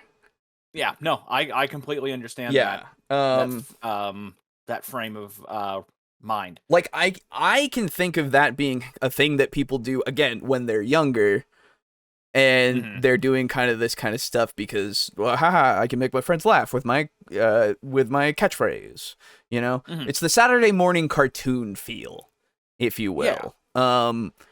Which, again, I don't think is a problem, but it has its place, but it's just not your style. Exactly, and I don't know if that's something that is very helpful, necessarily. I think it can be... I think when characters... Again, we're gonna assume that this is all, like, for new people. Yeah. I think new people do struggle with having stuff to say during, like, quiet moments. Sure. Like, you know, there are times when we've had Aiden say, it's like, hey, what are your characters doing? Nothing. Yeah. And, you kind of want to try to get them to talk and interact and roleplay. So I think having something like that is just an easy way to kind of facilitate that. Yeah. And then I think you would probably pretty quickly grow out of that exact style. That's true. I guess it's one of those things where I also value when people don't have things that they want to necessarily say. You know? Yeah. Because that also tells me something about the character. Because, like, when they don't want to talk? Yeah, when I prompt you... Okay. When I prompt you in a situation and you say your character doesn't actually, like, isn't going to respond, is actually, like, just sitting there listening and stuff, that actually tells me something about the situation, right? It's either that they aren't interested, but usually, I mean, they probably are in a lot of cases, but they just don't feel like it's their appropriate moment to interject or anything, right?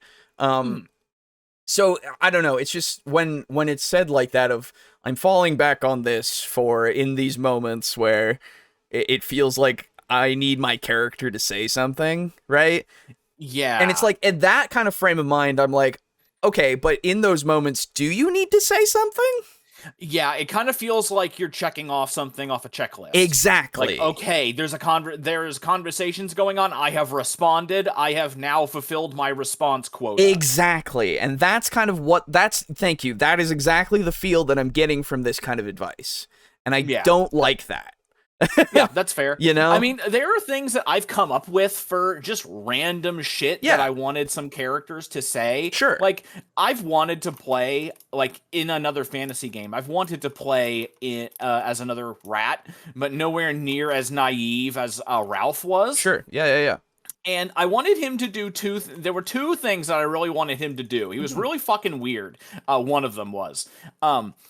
One of them was he was going to have like a small list, and he was going to list out every word that ended out with "shin." So like, okay, sure. Congratulation, station, cushion. Yes. Yeah.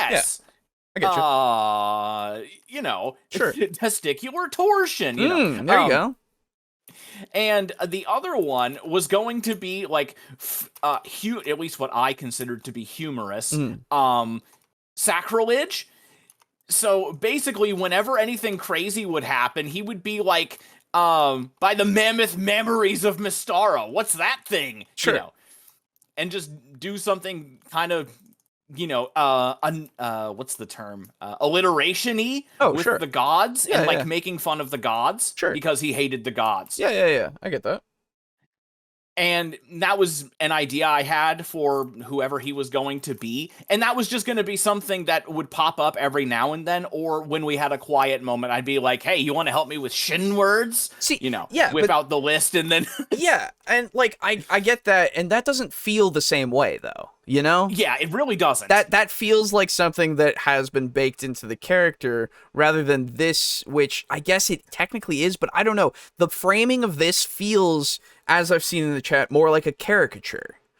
Yes. That's a better way to put it. Yeah, and so I like that I'm like, yeah, okay, I can see that happening, you know, but the thing is, you wouldn't force that as well.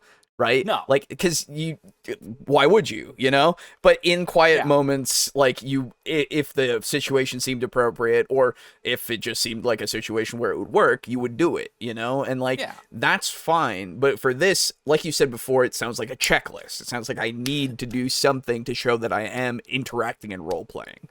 Mm-hmm. And making a caricature of my character because of it, you know? And so, I don't know, it's just, that's why I'm hesitant about it, because again, it's helpful for those who need it, I guess, potentially, but it also puts this precedent that I don't know if there is very helpful, you know? Yeah.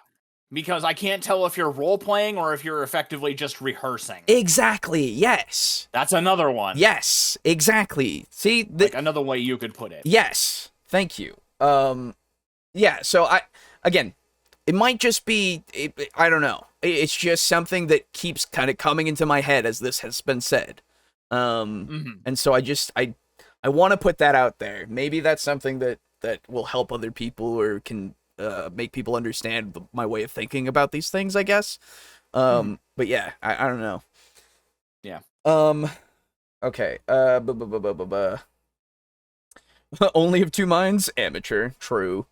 I mean, I guess I could bring up how Galvin wants a drink all the time, but wouldn't the others get sick of it? Exactly. That's the other thing, right? If you do it so much that people just kind of go, you know, like it could happen for sure. Well, I mean, okay, so even with that, I think there are examples where it still works. Like, yes. If you think, Francis, he hates everything. Sure.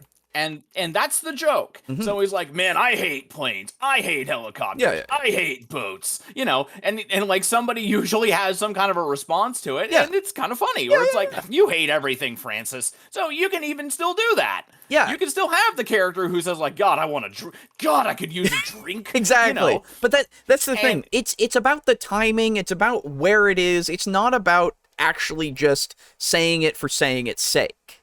You know? Yes. It makes sense in the context, and it just doesn't feel like this is the same kind of advice. Yeah, you know? I don't believe it is. That's at least how it feels when I'm listening to this. Yeah. Anyway, caricature, exactly. It sounds like you are boiling your character down to only a few things. Also true. Like, these are the staples of my character. He says a food pun. It's like, I don't know if that's really what we should be going for to characterize our character. You know? Like, yes, I'm thinking about food constantly. What does that mean, though? Why is that, right? Because, again, you are making it... I want to know why. Yeah, you are making it a character trait, but the actual reason why it's happening is deeper than that, probably. Yes. It's the same reason why you could say, like, you know, someone who eats too much, it's not just that they love food. They might be using food and eating as a way to bury something else. Exactly, right? There's always a reason. Something about it. And if it is as simple as that, that's fine. Again, it's fine if there's that simplicity to the reason, but it's just, in certain things, it just feels, again, like a caricature if you're doing it just for the reason of letting people know I'm doing the checkbox, basically. I'm You're here. that I'm doing. You're doing the what? That I'm doing a checkbox. You know, I'm just. Oh, like, a checkbox. Yeah, I thought you said you're doing the junk box. I'm like, huh? But yeah, so I don't know. Yeah. Caricature or flanderizing them? Yes, exactly. Yeah. Like Ned Flanders? Yeah. Oh. Because I'm pretty sure that's what it's referring to, because he just became a caricature, basically. Oh. Instead of being... that was actually a joke. No, like legitimately, I think. Yeah. I think that is. Flanderization. Yep. The progressive exaggeration of a single trait or set of traits of a fictional character until it overtakes all other characterization. Okay. Yeah. Wow. I don't think it's suggesting that as a joke. Yeah, I don't think it came from necessarily him. Potentially, I don't know, but I think it has to have, because like that's such a random name to pop up from. Oh no, it is named from him. Yeah, because he was originally one thing, and then they just made him one character trait, basically. Yeah. So yeah, that's right. His name is Ned Flanders. Exactly. So. But yeah, so that's. That it's exactly that of like, okay, it just becomes that is their character trait and that's it. It's like they aren't really that deep of a character anymore, you know? Yeah. Not great. Yeah, no. I love the old Adam West Batman exclamation style. Yes. Yeah. Fuck yeah. The alliteration of the gods thing that you were saying before. Absolutely. Yeah, dude. It's great. I thought it was really funny. You can do so many different things. Yeah. The Titanic titties of Tiamat. Yep. One of my favorites was the ponderous penis of Paylor. There you go. Yes. Yeah. That's a good one. There you go. I forgot the moldering man boobs of Moradin. There you go. Yeah. Absolutely. And like just always fucking slandering and making fun of the gods because he fucking hated them. Yeah. By the loins of Ark-Boodle Boo. That reminds me of Destroy All Humans a bit. Oh yeah, dude. True. Ark-Voodle? Fuck yeah. Yeah. I need to get back. I need to play that game again. I never finished the second one. I need to finish that first one and get the second one. Yeah. First game's really good. Oh yeah. These sorts of things can really add a lot to your character and can be extremely simple if you just think of a fun way to bring your character to life that you can rely on time and time again. If your character has a familiar, they might have some fun interactions of how they feed their familiar or play with them or chat with them or have conversations with them. If your character follows a deity, maybe they have various prayers and axioms and sayings that they're constantly uttering, quoting from their holy book. Perhaps your character is very analytical and speaks with a certain mannerism and always uses extremely large and superfluous words in every single sentence that they happen to utter. It's just like the Mafia guy who called us in fucking Shadows Over Loathing. Yes!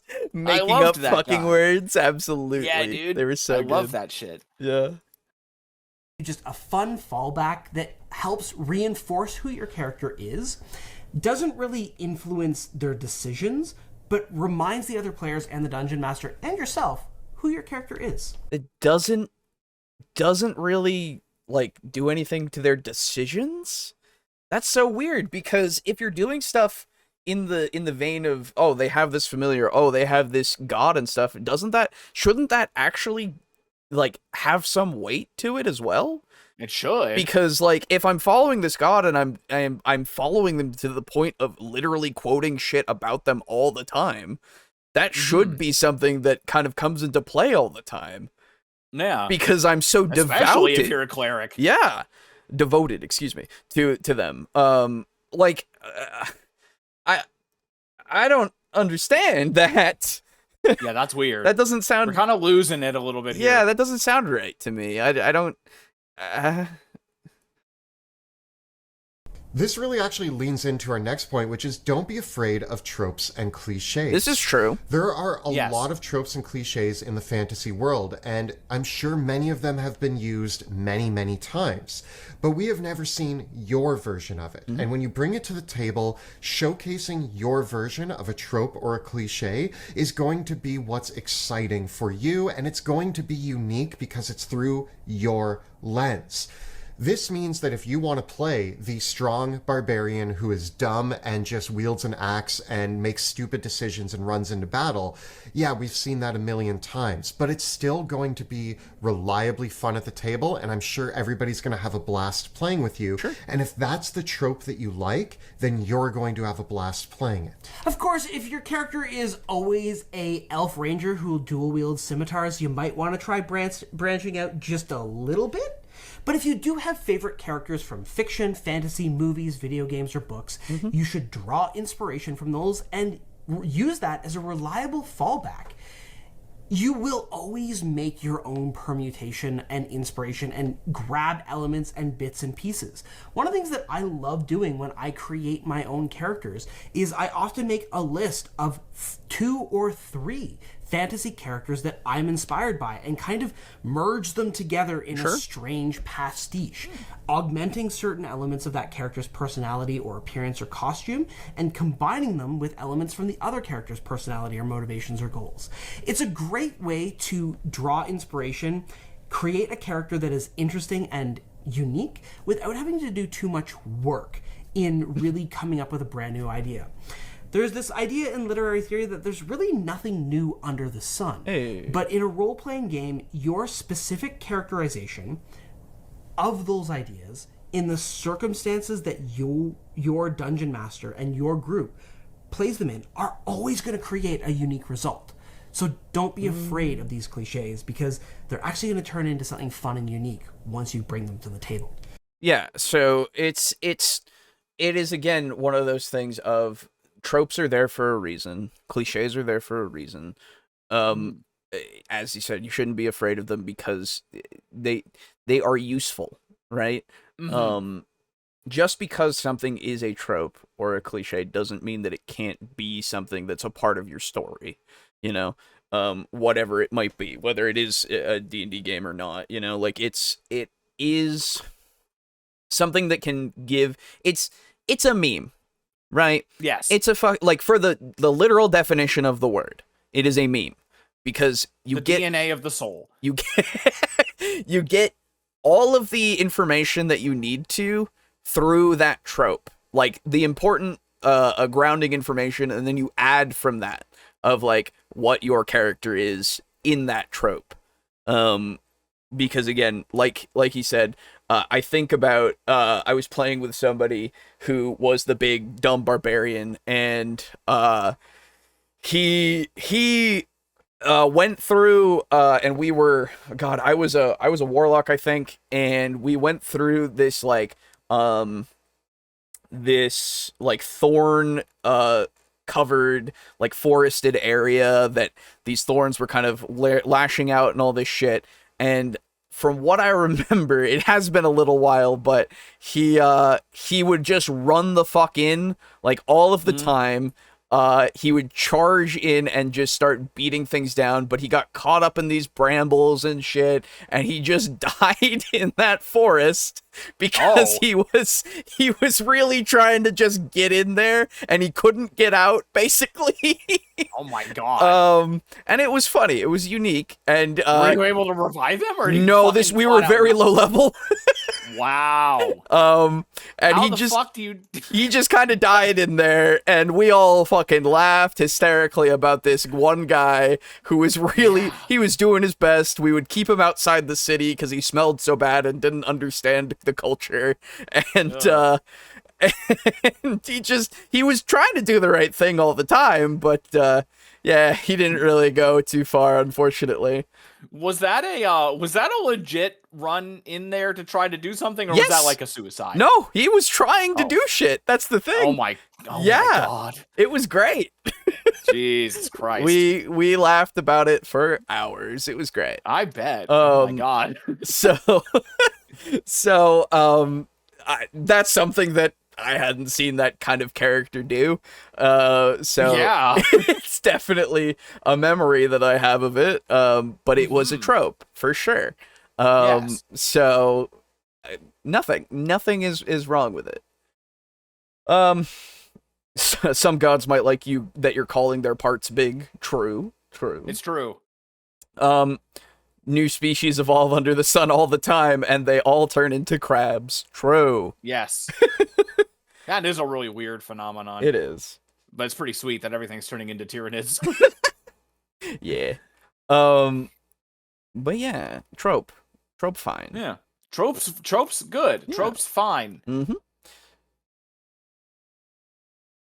If you're a person who struggles with role-playing and you have trouble with voices or mannerisms, then leaning onto a cliche trope or an existing character is a reliable way that you can bring a character to life. Just because you can't act, I'm sure you can do an impression of Batman. And so if you create a shadow monk who you're like, you know what, maybe this is just kind of my version of Batman, then you can play it like that and do your best Batman impression at the table, and you're going to have a fulfilling character. My favorite character I've ever played, Sebastian Crow, was very much based on my love for Constantine from the DC comic books and Doctor Who, specifically the 10th Doctor. So when you looked at Sebastian Crow at the outset of the campaign, he was these two characters mashed together. Through my role-playing and the events that happened, he became his own unique individual that I think is wholly separate from either of those two characters. But it allowed me to reliably fall back on the tropes and cliches that made those two characters stand out to me. This brings us into the final point that we want to discuss today, which is allow your character to grow. People are not fixed, and across a person's life, they change, evolve, develop, their minds change, their habits change, and everything is always building upon their past experiences. Your character is not made of stone, unless they're an Earth Genocide or Goliath. But even then, the Earth itself... Goliaths are made of stone? I don't think so, but... I thought they were just big dudes. I thought they were basically just, technically half giants, but not really. But I don't remember, to be fair. Yeah, I don't think giants are made of stone. Not always. Yeah. And changes. And so there should always be opportunity for your character to develop. Not to mention, the events that are usually taking place within a Dungeons & Dragons campaign are going to be life-changing. They're the kind of events and the kind of stories that do change a person. If you're looking at something like Lord of the Rings, Aragorn at the beginning of the movies or books is very different from Aragorn at the end of the movies or books, and he goes through a big change in who his character was. Now, while I agree that having your characters grow and change is a good thing to do, you can have them not. Yeah. That is still something that can happen. Just because that they've gone through a bunch of things doesn't necessarily mean that they will completely adapt because of them. Hell, it might make them double down, which might be a change. Who knows? But I think that there are stories of characters that are literally the same throughout, but it's just how they deal with the circumstances. That's where the meat of it is, you know? You don't need to have an arc, necessarily. Arcs are good, don't get me wrong, but also not doing an arc is fine. It's not 100% necessary. Exactly. So, while I'm fine and good with this advice, I do think that it's okay for your character to stay the same-ish. Yes. Because the thing is, your character might not change, but who knows? Maybe he or she is the catalyst that brings change about in other characters. Exactly. Can everything turn into orcs? Why not? Oh God, please no! We'll never get rid of them. I don't want to get ripped in half. Goliaths are giant ancestry. Yeah, that's what I thought. So. They aren't necessarily stone giants, and even stone giants aren't necessarily made of stone. So don't know what the fuck this is going on about, but that's okay. That's weird. Yeah. I knew a guy whose character doubled down on being an atheist after meeting God. There you go. There you fucking go. Yeah. That's the thing, man. It's fine to have that character continue to be that thing. The change, I guess, is that they just kept being that thing even harder.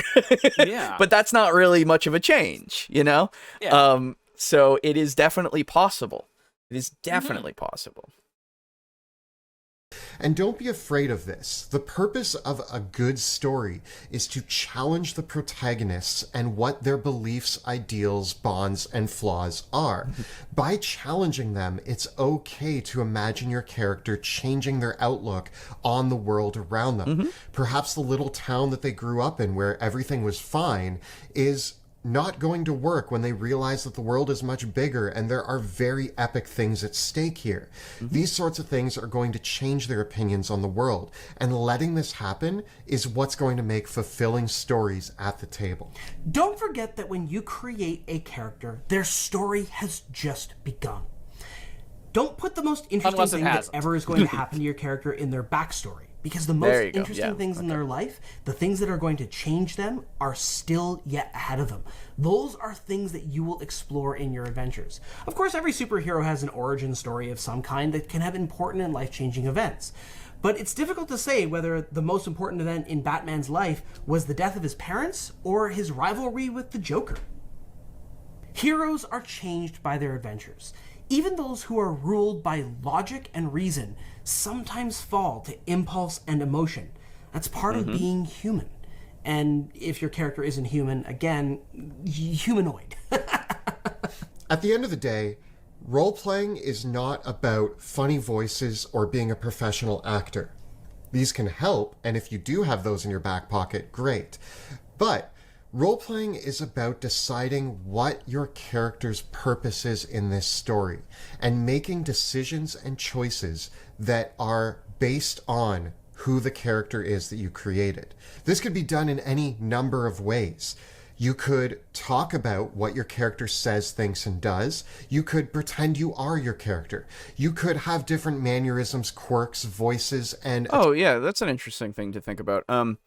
I have heard it in a few different things of, like, people do sometimes talk about the inner monologue sometimes in when they're playing a character, more so about, like, what they're thinking and feeling in that moment before they maybe do something. And I think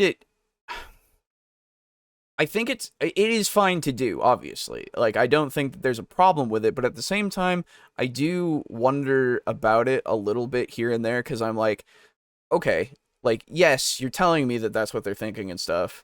I get that, and I'm fine with that, but at the same time, I would like to see your character doing that kind of thing, of, like, using that as their inspiration to do things in this certain way, you know?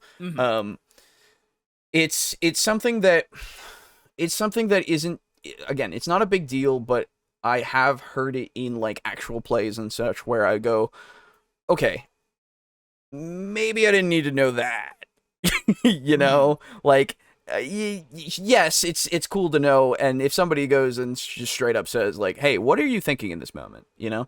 Then it's like, oh, yeah, okay, that yeah, I get that.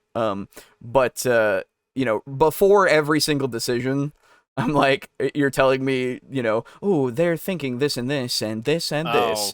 And I'm like, okay, yeah. Sure. I get it. You don't really need to tell me everything you're thinking. You could just act on those thoughts. Exactly. I can kind of infer what you might have been thinking by your actions. Exactly. So, like, I'm, again, fine with it. But at the same time, there's more that we can do in this aspect, at least to me. So it's why I try not to do it necessarily. Because head empty, only do thing. Yes. But yeah, again, if that's the way that you roleplay, I'm not saying you shouldn't. I'm just saying it's one of those things that does kind of get to me personally a little bit. Tributes that you bust out at the table. You could have goggles or a small stuffed animal. There are so many ways to bring your character to life, and deciding what you're most comfortable with, as long as you are making decisions based on the character you created, you are role-playing just fine. And people should appreciate that, respect that, and have fun with that with you at the table. And of course, never forget that you are still playing a team game with other people, and be considerate with the other people at the table as you roleplay and create your character, so that you can all have a wonderful time together. So this has been a look at how to avoid terrible role-playing in Dungeons & Dragons 5th edition. Tell us about some of your favorite tricks for role-playing in the comments below. The videos that we create on our channel are made possible thanks to the incredible generosity of our amazing Patreon supporters. If you enjoy the work that we do here on YouTube and would like to join our community, please follow the links in the description below to learn how you can support our work. Also, our live play Dungeons of Drakkenheim is coming to Kickstarter. We've partnered with Ghostfire Games to bring this campaign to life as a 5th edition module. You can follow the links below or go to Drakkenheim.com to join the mailing list to make sure you're up to date on all the information regarding the upcoming Kickstarter.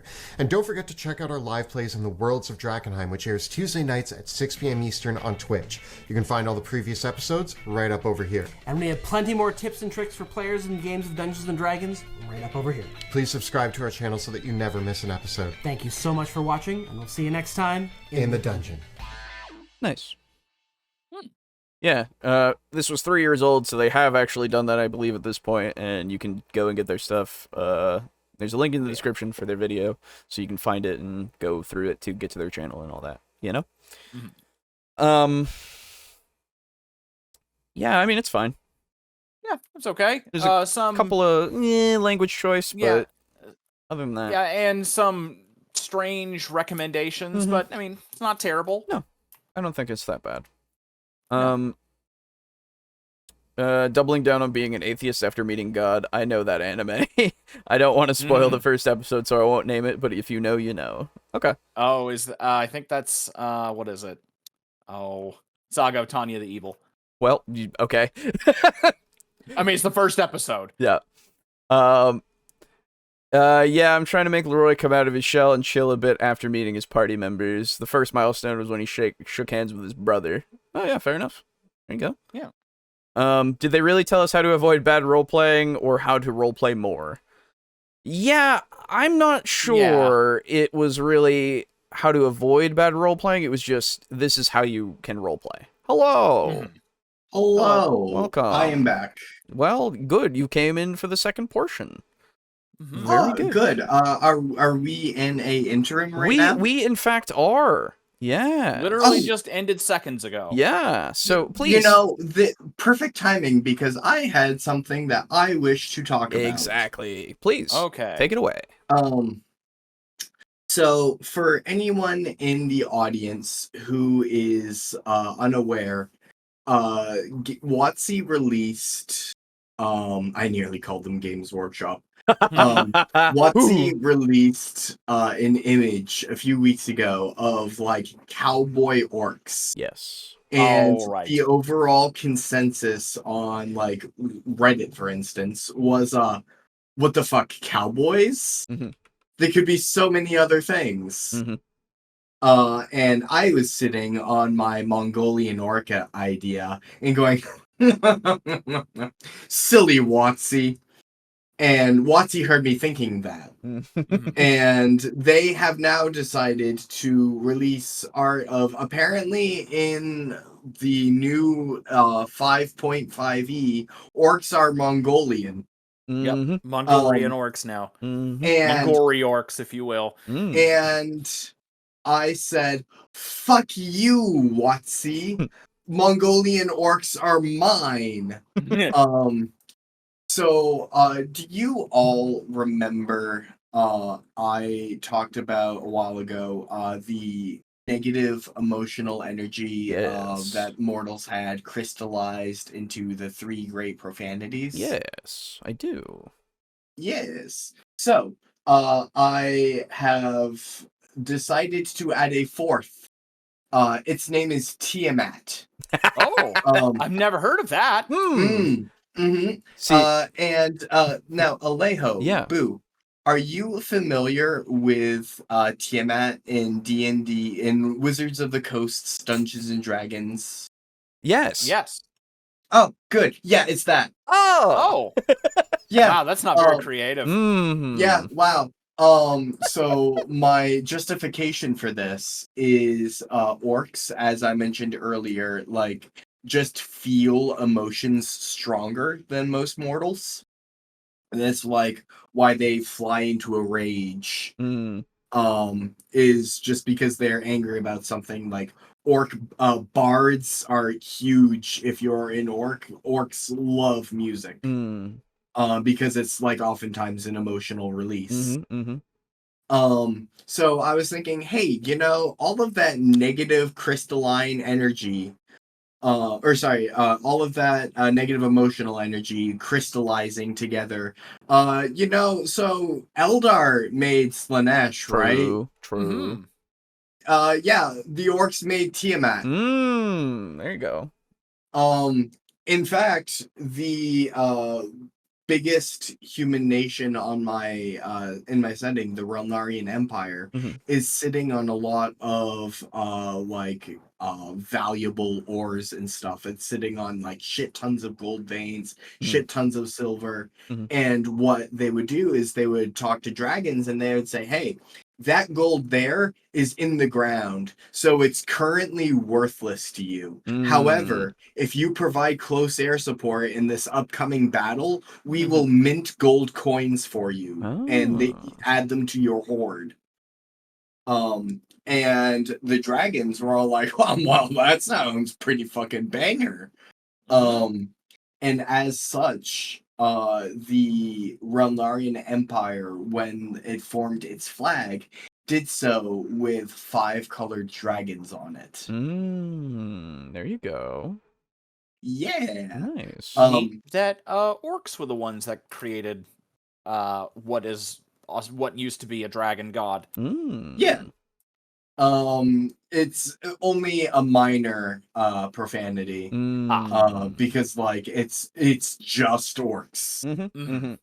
However, like orcs have a lot of emotional energy. Yeah, exactly. Yes. Cool. So yeah, the Tiamat would be the smallest of the now 4. I have also decided to rename them. They are no longer the profanities. I decided to double down on the idea that gods essentially gaslit humanity into believing that like they don't exist. The god who they killed never existed. So they are no longer the profanities. They are now the Apocrypha. Oh, Apocrypha. I like that. Good stuff, good stuff. May I also, just being a weirdo that I am, of course, say, please. You and Wizards of the Coast have been ripping off, actually, Tiamat, the Mesopotamian god. Yes. Yes, I do know about okay, good. Just for everybody else, Tiamat has existed since before Wizards of the Coast. Yes. Obviously. Yeah. She is a character in Dota 2. Oh! She's also in Smite. She's also in SCP. Smite. Oh, Smite. Oh, you were talking about that. Yeah, okay, yeah. But yeah, she's also in SCP now, in the sense of being something that was named Tiamat, obviously. But yeah, Apocrypha's good. Yeah, there's in the newest Kong versus Godzilla, there is a kaiju named Tiamat. That's right, there was. She dies instantly. It's bullshit. It's so stupid. Ugh. Anyway, moving on from that. Yeah. A few things. No,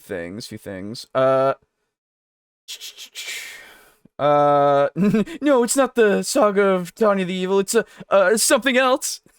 Oh, okay. Timothy says, "Hi, Aiden."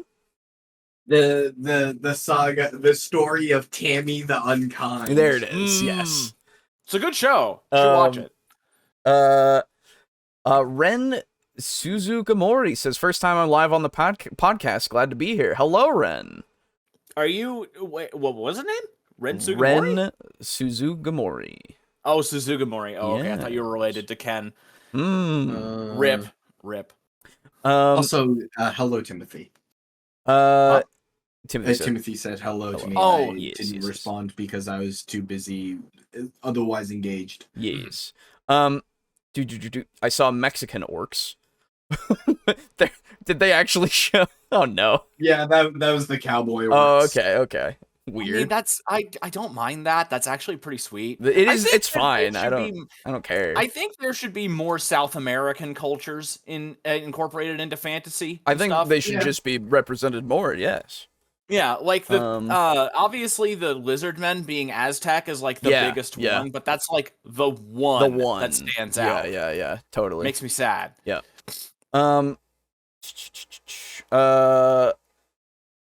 Orc pirates sound better than cowboys. True. I like that idea better. I know that in Dragonlance, the Minotaurs are sailors and pirates. Oh, that's cool.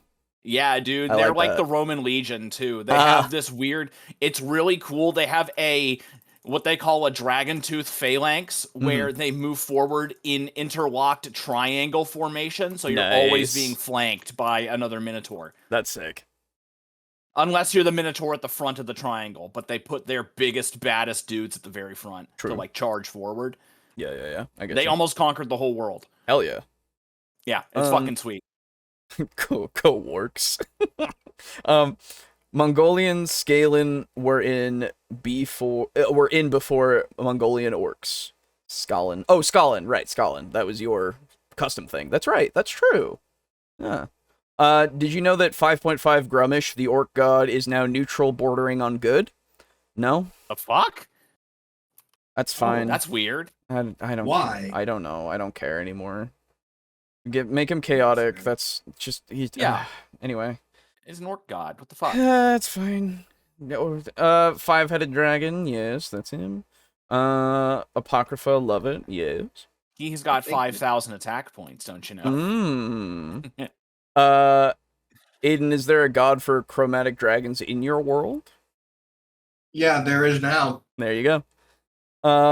Also, 5.5 had decided orcs are not angry, but instead are overcome with the desire to travel and live nomadic lives. Sure. Okay. If they're changing everything, then that's fine. I don't... It's now the new orcs. I don't care. Yeah. It's D&D. That's fine. Do whatever you want to do now. Yeah, because we don't really care all that much about it anymore. Haven't really cared to get into D&D recently, so... They take my orcs, so I take their combat. Exactly. And I'll take the rest of their system. Exactly. Yes. I mean, Bahamut, the dragon god in Final Fantasy and D&D, was also Mesopotamian. Yes. True. Yeah.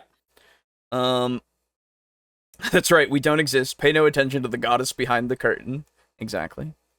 Warhammer already has a pirate faction for orcs. Yes. Yeah, the freebooters. In 40k, they do. Yeah. The freebooters. Yeah, they're not in fantasy. Although in fantasy you do have vampirates, so yes, you do. Fucking love vampirates. It's a trade-off, really. It really is. I don't really know why. I'm just not that big on the vampirates in fantasy. Yeah, they just don't really do it for me. I get that. I'm huge on vampires. Oh yeah. Yeah. But then again, I'm huge on just vampires in general, so really, you just put them anywhere, so I'm good. Magic had a set called Ixalan, I don't know, with vampire conquistadors, Aztec dino riders, Mayan merfolk, and orc/minotaur pirates. Cool. Holy shit, that's awesome. I like that. Yeah. Gork and Mork are basically the heroes of 40k. Yeah, they pretty much are. They just don't care. So they just kind of really don't give a fuck. They just kind of sit there and they go, Anyway, go orc, have fight. Yeah, one thing that was fantastic. really funny is that apparently in lore in 40k, there was one time when Gork and Mork were in a Looney Tunes style dust cloud fighting each other. Yeah, and they just kind of whirlwinded their way through Korn's domain, and they beat the shit out of him as they just went through. And he's like, "Well, fuck, okay, I'll rebuild everything now." Yep. It's really funny. There's been many a time where they've just been like, hey, and then they just kind of poke them and they get banished, basically. Like, Gork and Mork are just like, nah, fuck you. Yeah, no, Gork and Mork are stupid powerful. I love them. Hilarious. And it's the best thing ever because they don't give a fuck. They just want all the orcs to have a good time. Yeah, it's great. And that's all we're here for. Chaos. Yeah, that's all we want. Yeah. Anyway, so, let's move on to the second part of the topics today, that being losing. Ooh. So, this is a Matthew Coville video from 7 years ago called Losing.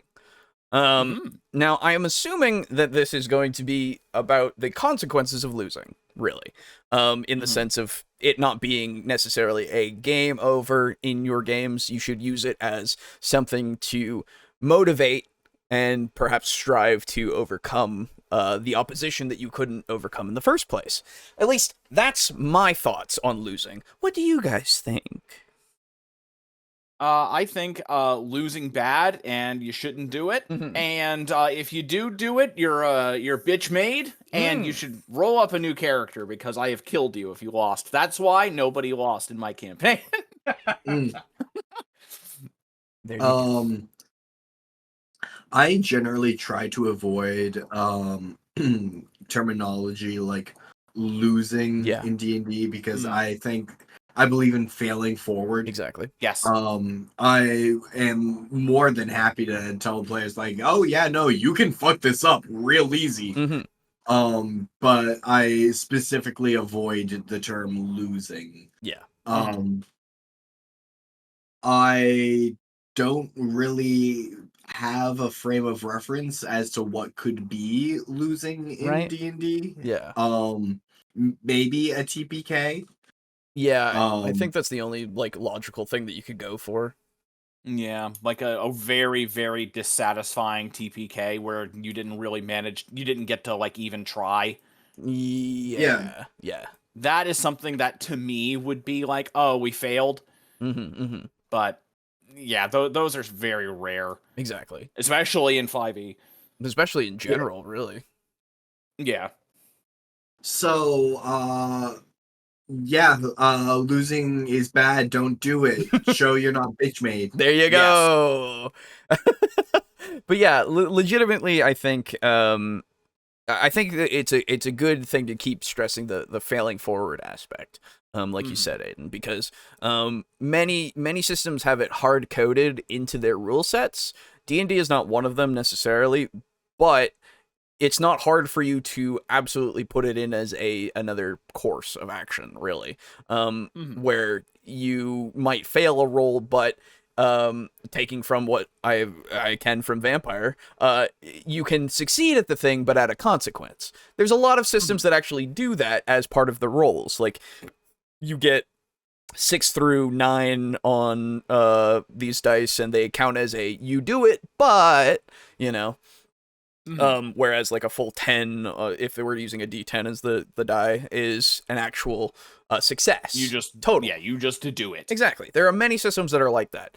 And it just adds more flavor to the encounters, whatever they might be, when you just continue to be able to do something. At least in the same vein, or sorry, not in the same vein, in the same direction that you want to. Without having to necessarily halt every time you quote unquote fail something. And again, it's not that technically failing something isn't also a valid response to certain situations, because as long as you've made it so that there are alternative means to get into whatever they have failed at before, it's fine to have some fail states, right? Yes. So, but nothing, as you said, nothing really constitutes losing, really, in these kinds of games, unless you're just completely unable to do anything by everybody dies and like the thing is over, you know? Yeah. So, yeah, that's why it's. When I look at it, I just think, oh, you technically lost a fight or something, but that doesn't mean that you can't, like, come back and do it again if you can escape and all that, right? Like, you can give many a reason as to how you can turn a situation to be a learning experience or something like that, or an awakening of their minds. There is nothing preventing the child of each party member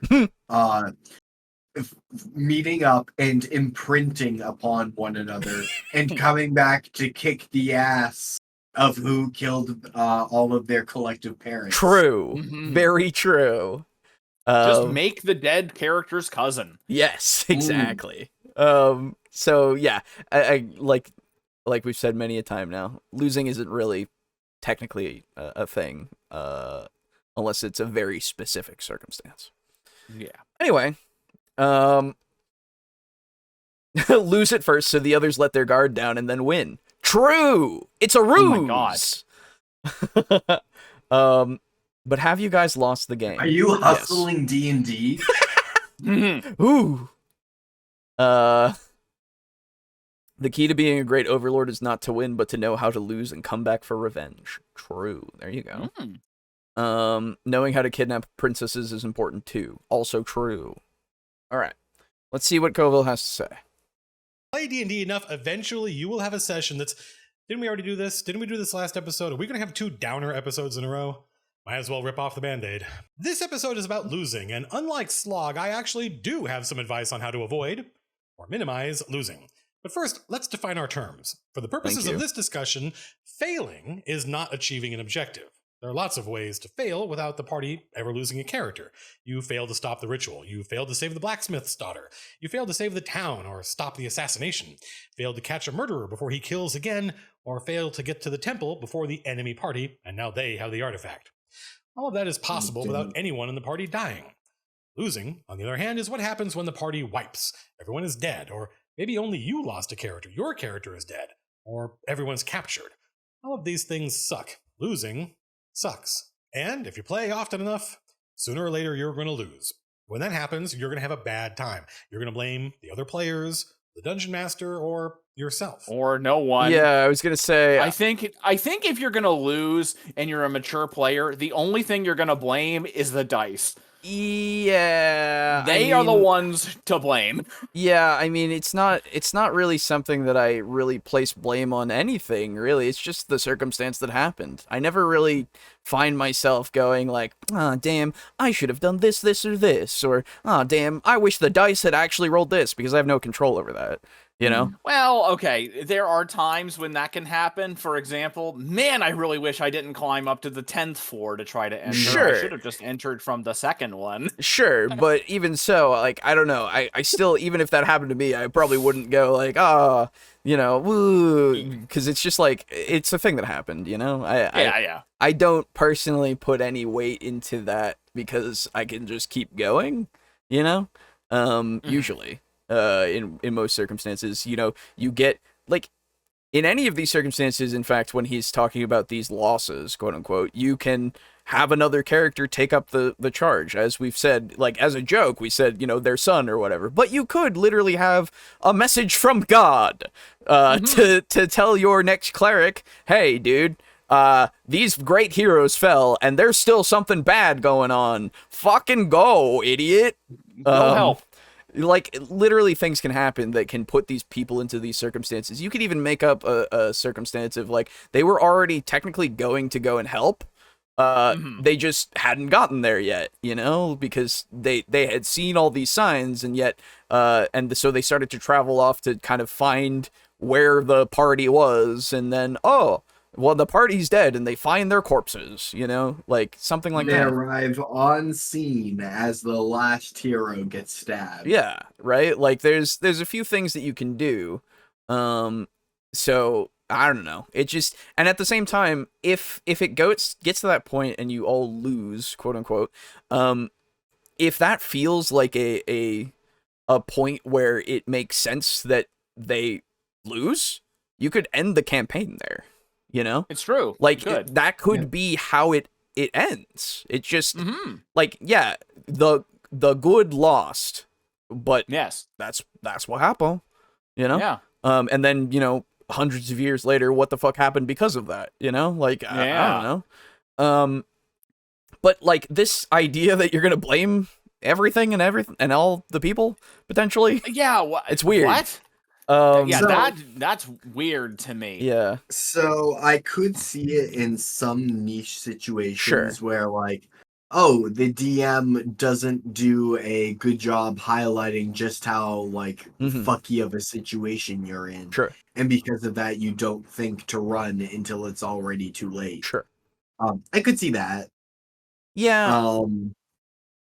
Yeah, but in most situations, I'm not going to be angry at people. Exactly. I don't think I would be angry even in that kind of situation, potentially. Like, it's like, dude, that's unfortunate. You fucked up a little bit, but What I mean, Yeah. you know, it's a mistake, you know, like that's It's not like it's something that we need to get over, or not need to get over. And I mean, but, hell, if the about. mistake is even that bad, you could always just say, "Hey, this was a pretty egregious mistake. If I knew this, I wouldn't have done this. Do you think we could retcon it?" Yeah, exactly. Like, or could we back up time because not that much has happened since that mistake? Yeah. It's potential that there's a potential for that, absolutely. So yeah, especially if they intended to communicate it to you that way and it just didn't really happen the way they intended. Yeah. So yeah, I don't know. Okay, that's natural. It sucks when things go bad. Awfully dramatic, though, isn't it? Oh, okay. I've been on both sides of dozens of encounters where the players lost, and I've noticed something over the years. It always sucks. Losing always sucks, but there is losing that's dramatic and losing that makes you feel stupid. Both are unpleasant, but one is memorable and sometimes satisfying. The other is profoundly unfun. I don't know which is the most common reason for feeling stupid, but it is one of two things. I don't even know why we're doing this. Players can and do get themselves into situations where they go into an encounter for no reason other than because it's there, because it's the next one, because they stumbled onto it. They didn't have a clear goal other than more XP and treasure. And look, just knowing that is good. Knowing the only reason we're down here is for XP and treasure is good, because it means you're not going to fight to the death. Let's get out of here. We were only down here for treasure and XP, and this isn't worth it. Sure. Having a clear goal is important because it sets expectations. Dying in the attempt to save someone, to stop a ritual or save the world, all of this makes sense. But dying just because you were curious about what's in the next room? When that happens, you will hate it. Unless you're just not that attached to your character.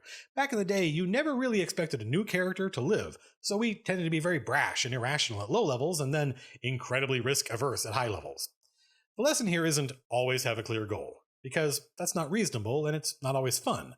But the lesson is be mindful. When you casually walk into the next room and discover there's a Medusa in there. So, this is a really good way of putting it. Mm-hmm. I don't really have anything to add except yeah.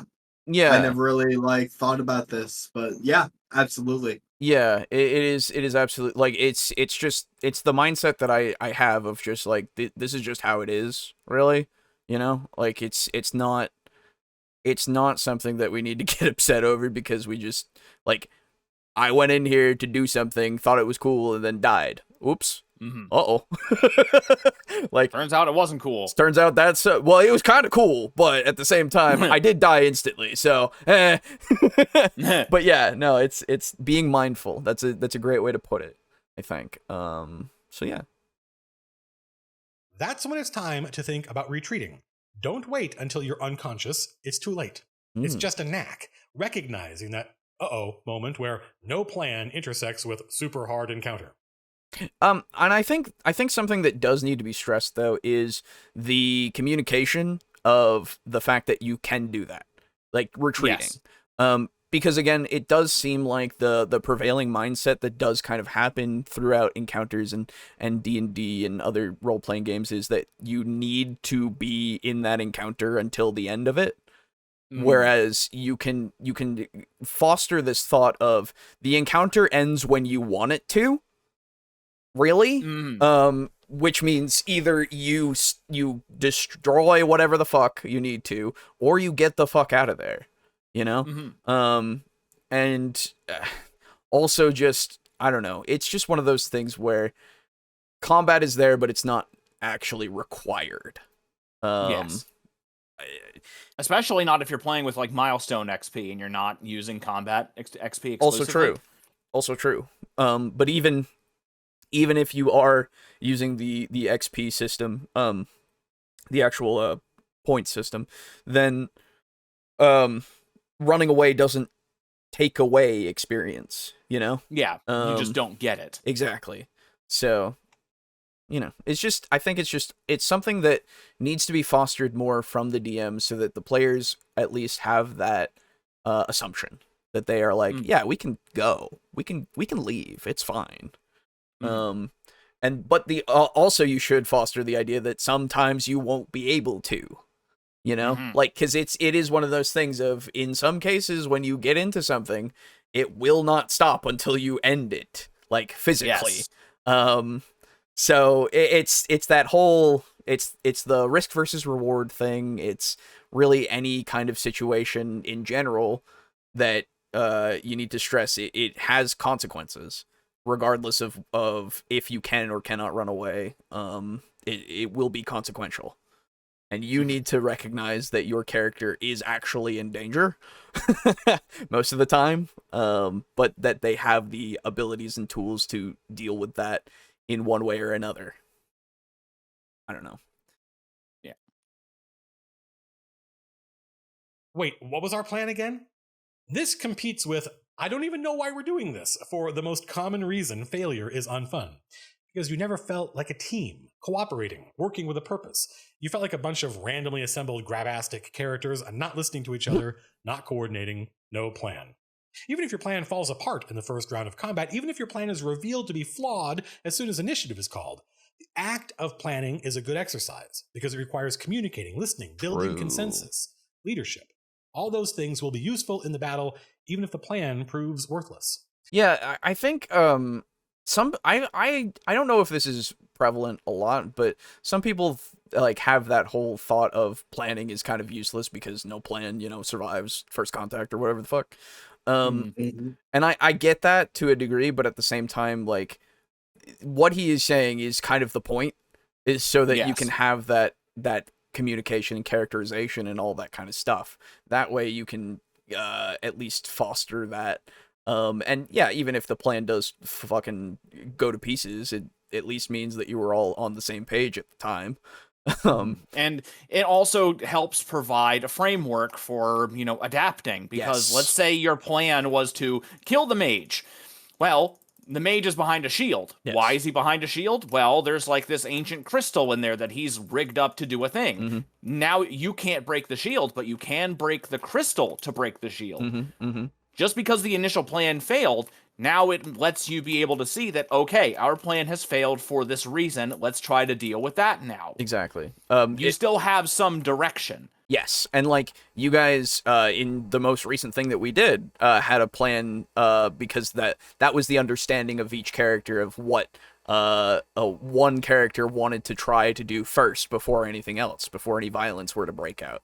And you tried that, and then when it did break out, you at least had that framework of, okay, well, now that that's happened, we now have to adapt to this situation, and we're pretty good at this, so let's do it, and you were able to go through that situation and handle it. Mm-hmm. Didn't necessarily like make a plan, but you did kind of make a plan a little bit.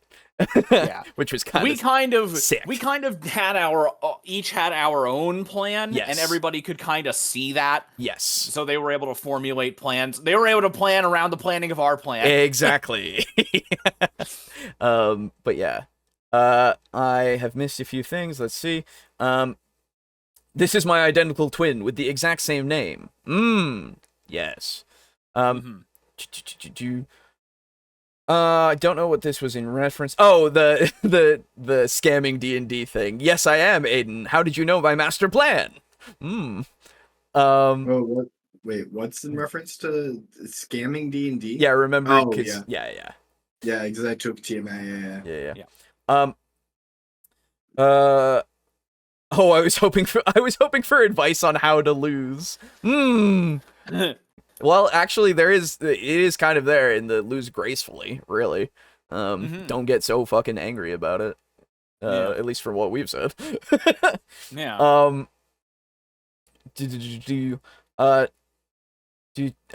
Not using action points would help with that.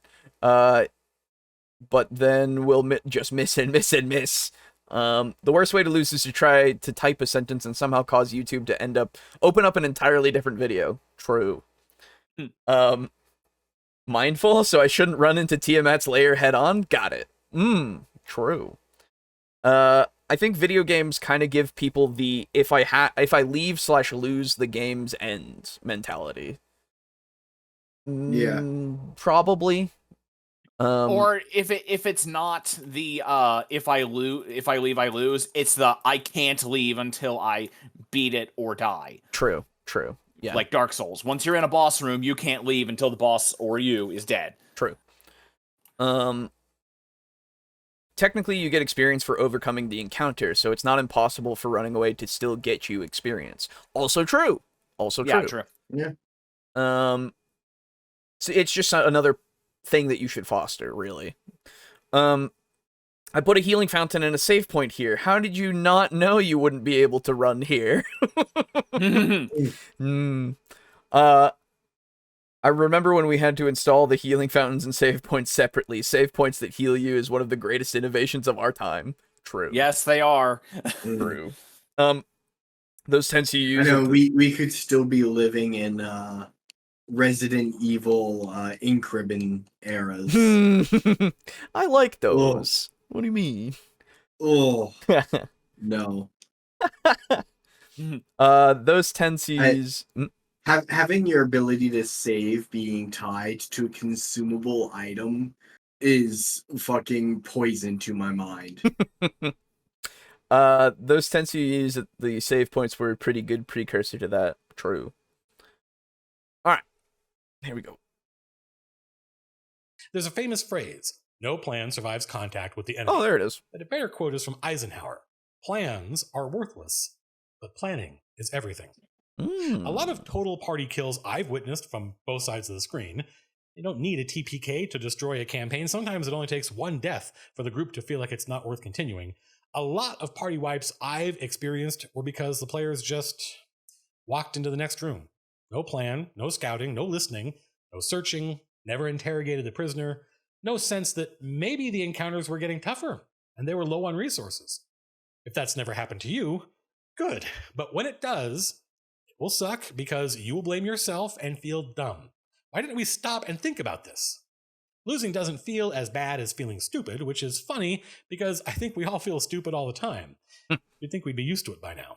Plans and goals are related. It's easier to have a plan if you have a clear goal. And one thing I've noticed is that players without a plan and without a goal tend to get frustrated because they spend the entire battle reacting. They never feel like they have momentum. They're always dealing with a problem instead of being the problem the bad guys have to deal with. If you have these two things, a goal and a plan, you are in good shape, regardless of whatever's in the next room. But there's another tool I rarely see deployed that will save you a lot of time: retreat. Actually, let's not call it that. Retreat has a negative connotation. It sounds like failing. Let's call it retrograde progress. In my long and lengthy experience as a player... Failing forward, one might say. Or if you're a Krieger, you could say advancing in the opposite direction. At a DM, retreat comes in 6 stages. It's called an advanced flank, I'll have you know. Come on. Ah, okay, yeah. Point in the battle where it became clear you were outmatched and it was time to run while everyone was still alive. 3 rounds later, someone suggests retreating. 2 rounds after that, a character falls unconscious and now 2 or more players are talking about retreating. The next round, another character falls unconscious and a player finally declares their intention to retreat. The next round, that player is killed. The remaining players then run around like chickens with their heads cut off. One of them by sheer luck manages to escape, and the rest of the party is dead or captured. Someone at this point says, "I said we should retreat. Why didn't we retreat?" And someone else responds, "Well, instead of saying we should retreat, why didn't you retreat?" This is the crux of the issue. The best advice I can give you... Never get involved in a land war in Asia. The second best advice I can give you is don't talk about retreating. Retreat. Don't wait to build consensus. It will never come. Building consensus relies, at least in part, in some degree of enthusiasm, and you're not going to get people enthusiastic about running away. Players don't like retreating, regardless of how useful it is. It feels like giving up. But when one player leads, when one player says the 5 magic words, other players follow. What are the 5 magic words? Well, surely you know. We are leaving! You got it. Sure.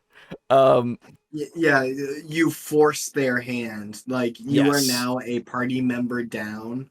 Are you going to stay and die, or are you going to leave with that one person who just left? And then the second person goes, "Oh boy, we're now 2 party members down." Yeah. It's the domino effect at that point, for sure. Yeah,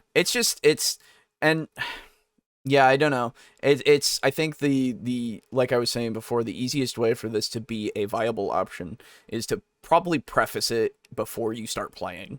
of like Yes. retreating is something you can do, but it also does mean that in some instances, if you do retreat from a circumstance, it might, if you're using experience, it might give you experience because you at least are overcoming that threat in some way, or at least when you overcome the obstacle, however it may be, you'll get the experience regardless. Hell, you could completely go past the obstacle if you find a different way, never have to go back to it, you know? But you just got to give them that, like, incentive that even if you get out of there, you can go back to it, or potentially something will change for it that makes it so that it's at least easier, or you now have more information or whatever, but time potentially will pass and such. You got to give them consequences to it, obviously. Correct. So what I'm hearing is grind XP against the boss by starting the boss fight and then running away. Yeah, that's what I said. Right. No, it's one of those things. You've just got to set the expectation clearly of what is going on, because like you aren't always going to get the experience when you run away, obviously, but in certain circumstances you might get the experience because it's something that you can't technically face right then, but you had the sense to get the fuck out of there, you know? Again, it's how you phrase it, how you get it through their heads so that they know it's okay. Just be glad you don't have to pay gold to save. I remember one game like that. Advancing to 6 o'clock. Yes. Fuck yeah. One mistake players make is treating D&D like a war game, a game with rules that force both sides in the battle to be roughly equal in power. Pretty much any game you play, card games, board games, video games, the expectation is if you're fighting something, there is some design in the background making the battle fair. This is not true for D&D, and assuming this often leads to Certain death. Correct. But it does tell you that that's the case because of challenge rating. Yeah. It literally does tell you that. The game does tell you that. And yes, we all know nowadays that challenge rating doesn't work, okay? We get that, but that's because we're experienced and we've played for a while. If you're new to it, you have no idea.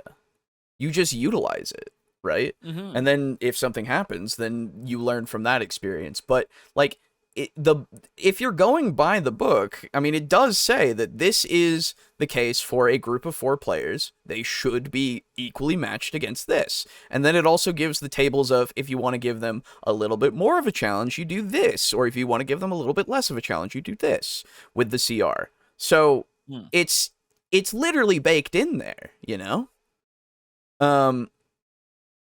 The players wouldn't see the CR. No, they wouldn't. But you as the DM would. Yes. That's the thing. Like, and so you can start to, if you know the CR and you know that the CR is way higher than what they can handle, you can kind of foreshadow that.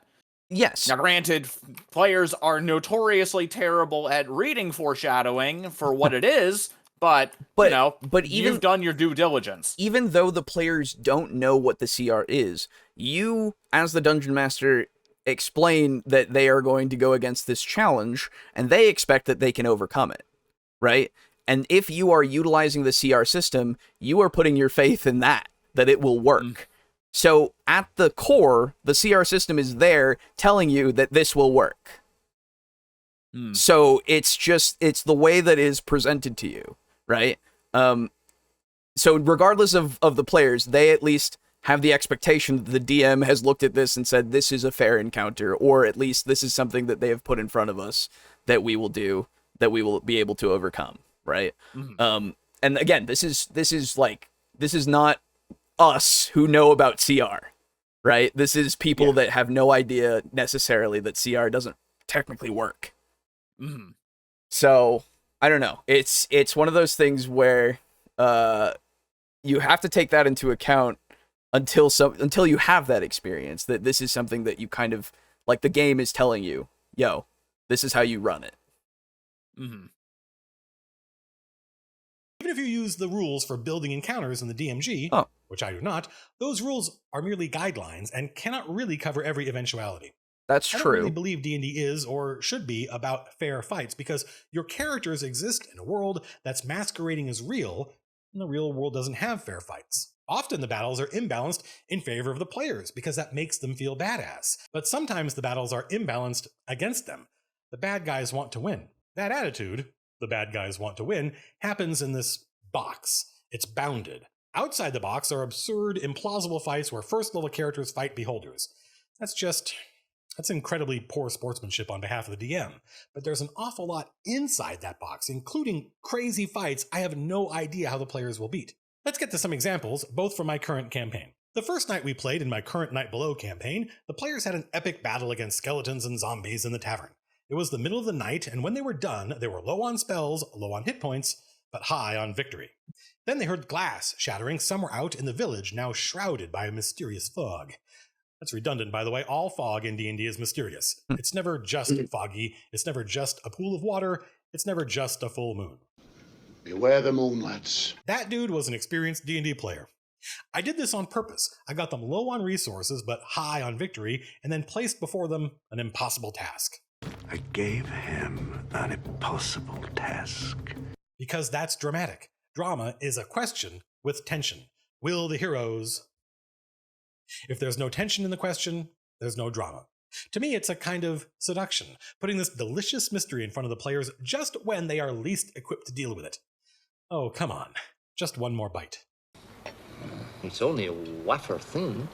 I'll often say something like, oh, well, if you guys are going to be cowards, we can skip till tomorrow morning when you'll be rested and ready and all the excitement will be over and there'll be no XP and no treasure. I do this because no matter how much I taunt them, the players know the decision is up to them. They know I think they should not listen to me, and that's part of the fun. Okay, yeah. Given how beaten up they were, I literally thought they were going to stay in the inn and rest. But they went out into the night to rescue whoever was being attacked. Yeah, well, only because you taunted them. I would never do that. You're a terrible person. Okay, I'm glad you got him for that. That's good. Yeah, goddamn. that was a fun little cameo. Oh, I know about CR, but it's bold of you to assume I used it right. That's fair. That's fair. I kind of miss old Matt where he didn't use so many clips. Yeah, I'm getting quite tired of it very quickly. Yeah. Yeah. But this was like years ago, to be fair. This is crazy. Yeah, it was a very long time ago. Yeah. I don't think he uses clips anymore. Don't think so, no. He's just all talking. Many people would agree with that. In the battle that ensued against Lady Serial's minions, which I think I've talked about elsewhere, it seemed clear the players were badly outmatched. And then something interesting happened. The Archer Ranger decided to make a run for it. This seemed a perfectly sensible decision to me, but the Archer Ranger didn't really commit, because he didn't want to retreat, he wanted the team to retreat. So he stayed at the edge of his range, bow in hand, ready to cover the other players as they ran. Then Keck, the Dwarven cleric, went down, unconscious. Phil's wizard Skoros wanted to save him. Keck failed one saving throw, then the next. Then the druid went down. At this point, the Archer Ranger really wanted to retreat, but Phil refused to leave. He was going to stay and fight to the death, if need be, because, as he said, I'm not going to leave my friends behind. I thought that was a perfectly valid reason to commit suicide by zombie. Stay behind, defending your wounded friend. And I'm 100% certain that if Phil's wizard had died right then, Phil would have been 100% okay with it, because it was his choice. He knew what he was doing, and it was dramatic. Interestingly, the Archer Rangers player was really, really upset by all this. He was upset that Phil refused to retreat. He felt like, we agreed we needed to retreat, and now you're not retreating. Well, because the test had changed. Now Keck was dying, and Skoros the wizard wasn't going to leave him behind. Phil said things like, if you want to be a coward and run, that's your business, but I am not a coward. I am not afraid to die defending my friends. Now, this is exactly what I would have said. You know, if you're going to run, run. But don't run and act like it's bravery. When you have to shoot, shoot, don't talk. Of course, the Archer Ranger reasonably said, this isn't bravery, it's stupidity. And it became a huge thing, like all week after that. Days after the game was over, we were still arguing about it. Yeah, that seems like just a miscommunication on the players and not knowing how each other's characters are. Like, yeah, I don't know how long this game was and before this point, but I don't know. He plays with his friends, and they know how each other kind of plays, I would assume, at this point. So, I don't know. And I understand getting invested as well, but, like, to the point of arguing about it for weeks, or a week, I guess, between, days, I guess is the better way to phrase it. That just seems just unreasonable. Yeah. Yeah, I don't know. It's a very weird thing to happen, but at the same time, if this was becoming a bit of an issue, I would have imagined that, well, if they argued about it for days, then I guess they tried to talk about it or something, or maybe they didn't try to talk about it, they just yelled at each other about it, I don't know. But it's one of those things where it's like, okay, so I would have at least said, okay, so my character at this point is like I would have broken the immersion. I would have said in like a metagame way of just saying, dude, my character is willing to die here. Okay? Like he will not retreat. Go. It's fine. Okay? Yeah. Like I understand that our characters are going to have a thing. That's fine. If I live, we can have a thing. But please don't let me be the reason why you die too. Okay? Yeah, like my staying and you dying because you don't want to leave should not be the reason why we, start arguing. Please don't do this. Exactly. Like if you want to run. Yeah. So I don't know. It's one of those things that you need to have that, as you said before, mindfulness of knowing when to actually talk to the person rather than talk in character. Because you need to at least get this rolling a little bit. Instead of having it come to this dead halt of, okay, like, yeah, fine. let's actually talk about this because you seem to not be understanding what's going on here. Yeah. Or at least I'm not communicating it well enough to you, apparently. Like, that's probably the better way to go about it so that you don't immediately place blame on them. Yes. Anyway. Newest Matt doesn't use clips. Yeah, yep. I know. I've left many fallen warriors in my wake. I wasn't brave. They were. There you go. But the next round, Keck rolled a 20 on his death saving throw, and he was conscious. He healed the druid, and now the entire party was conscious. And the tide of battle turned. Oh, cool. They won. Against impossible odds, they won.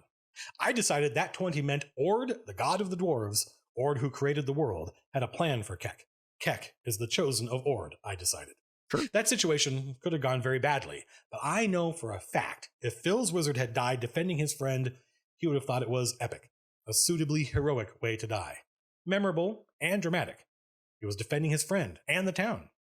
One player felt like he had a clear goal, save his friend or die trying. For him, it was going to be memorable and epic no matter what happened. Another player didn't know why they were fighting. There was no plan, and even though they won, he hated it. He argued about it for days. Compare this to just a couple weeks ago.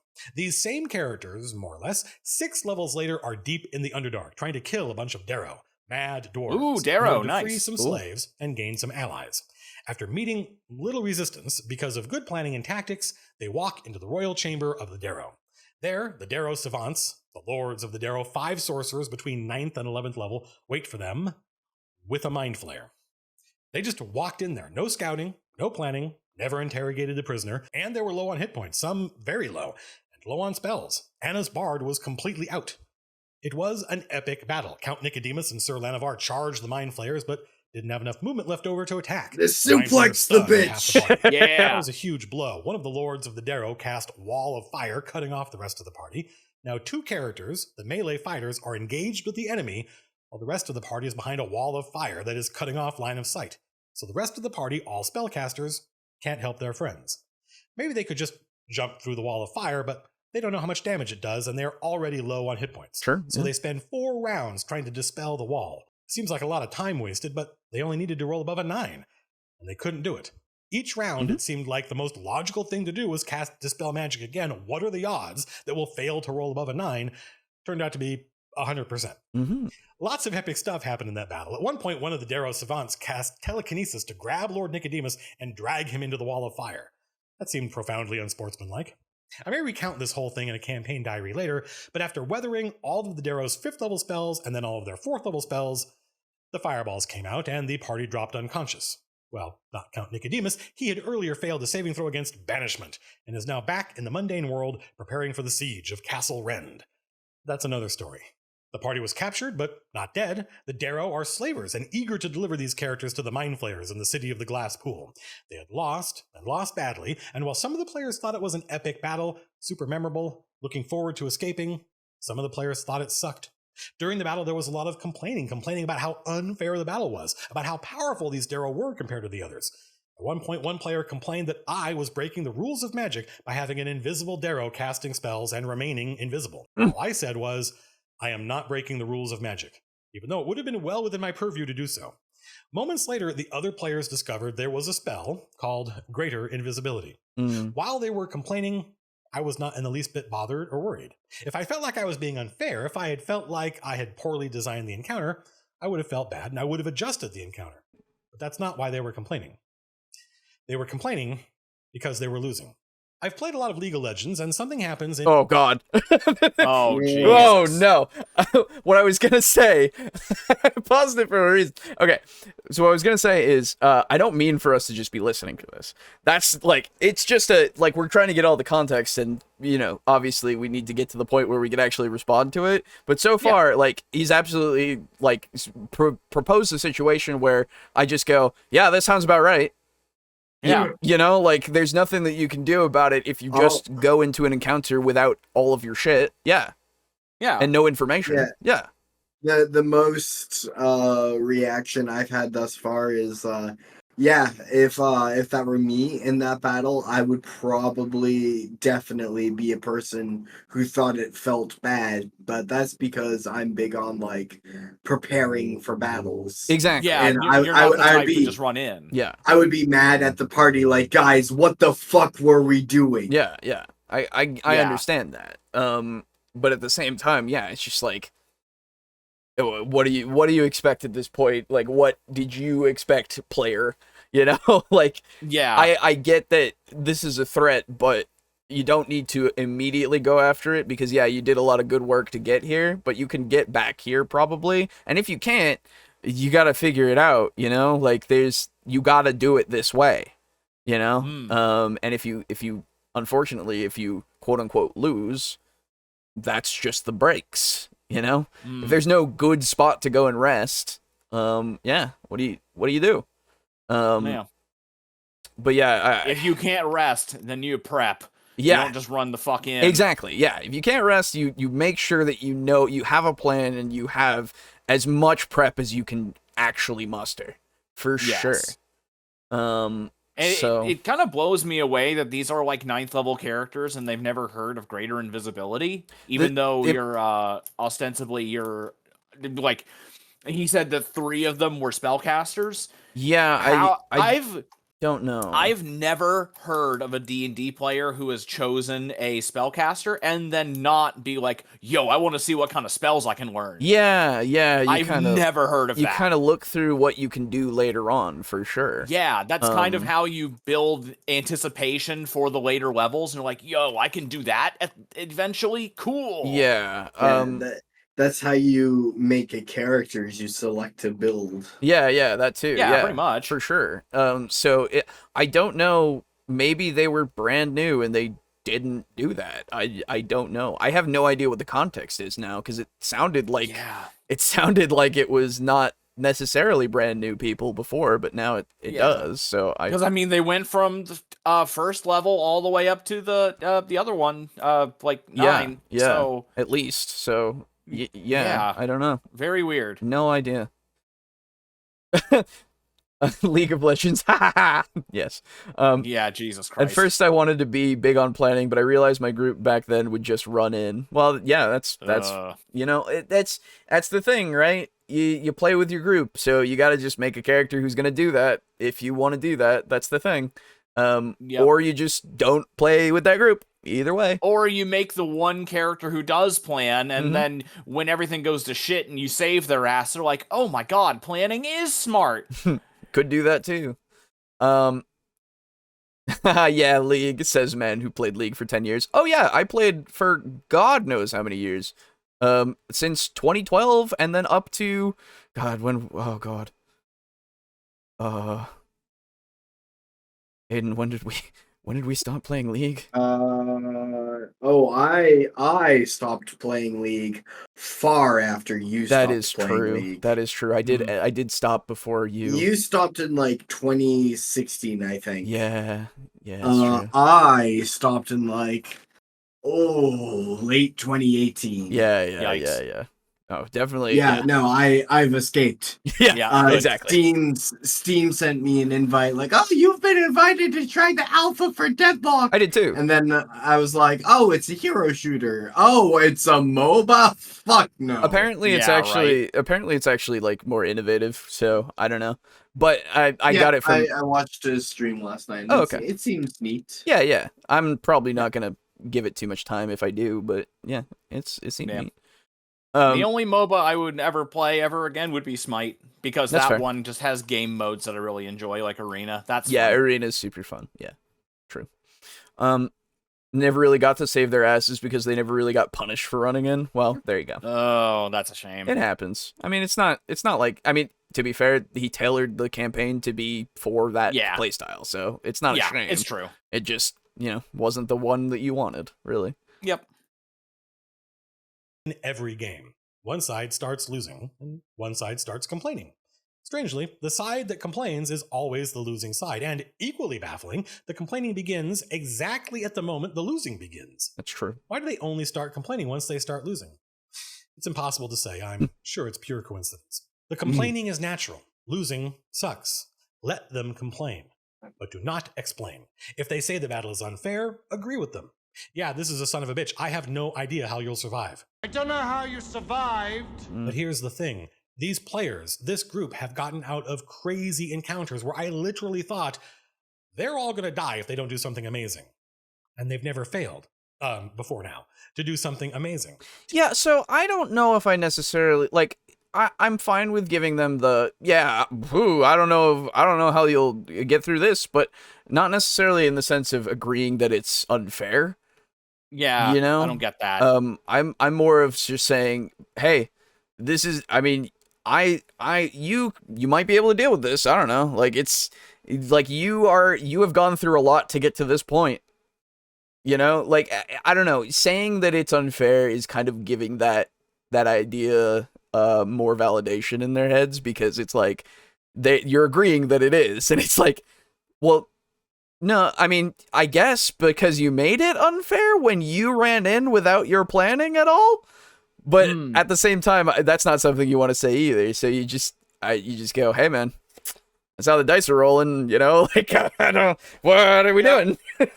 Yeah. I don't know if there's a good way to really, like, answer that rather than just say this is how it is, unfortunately.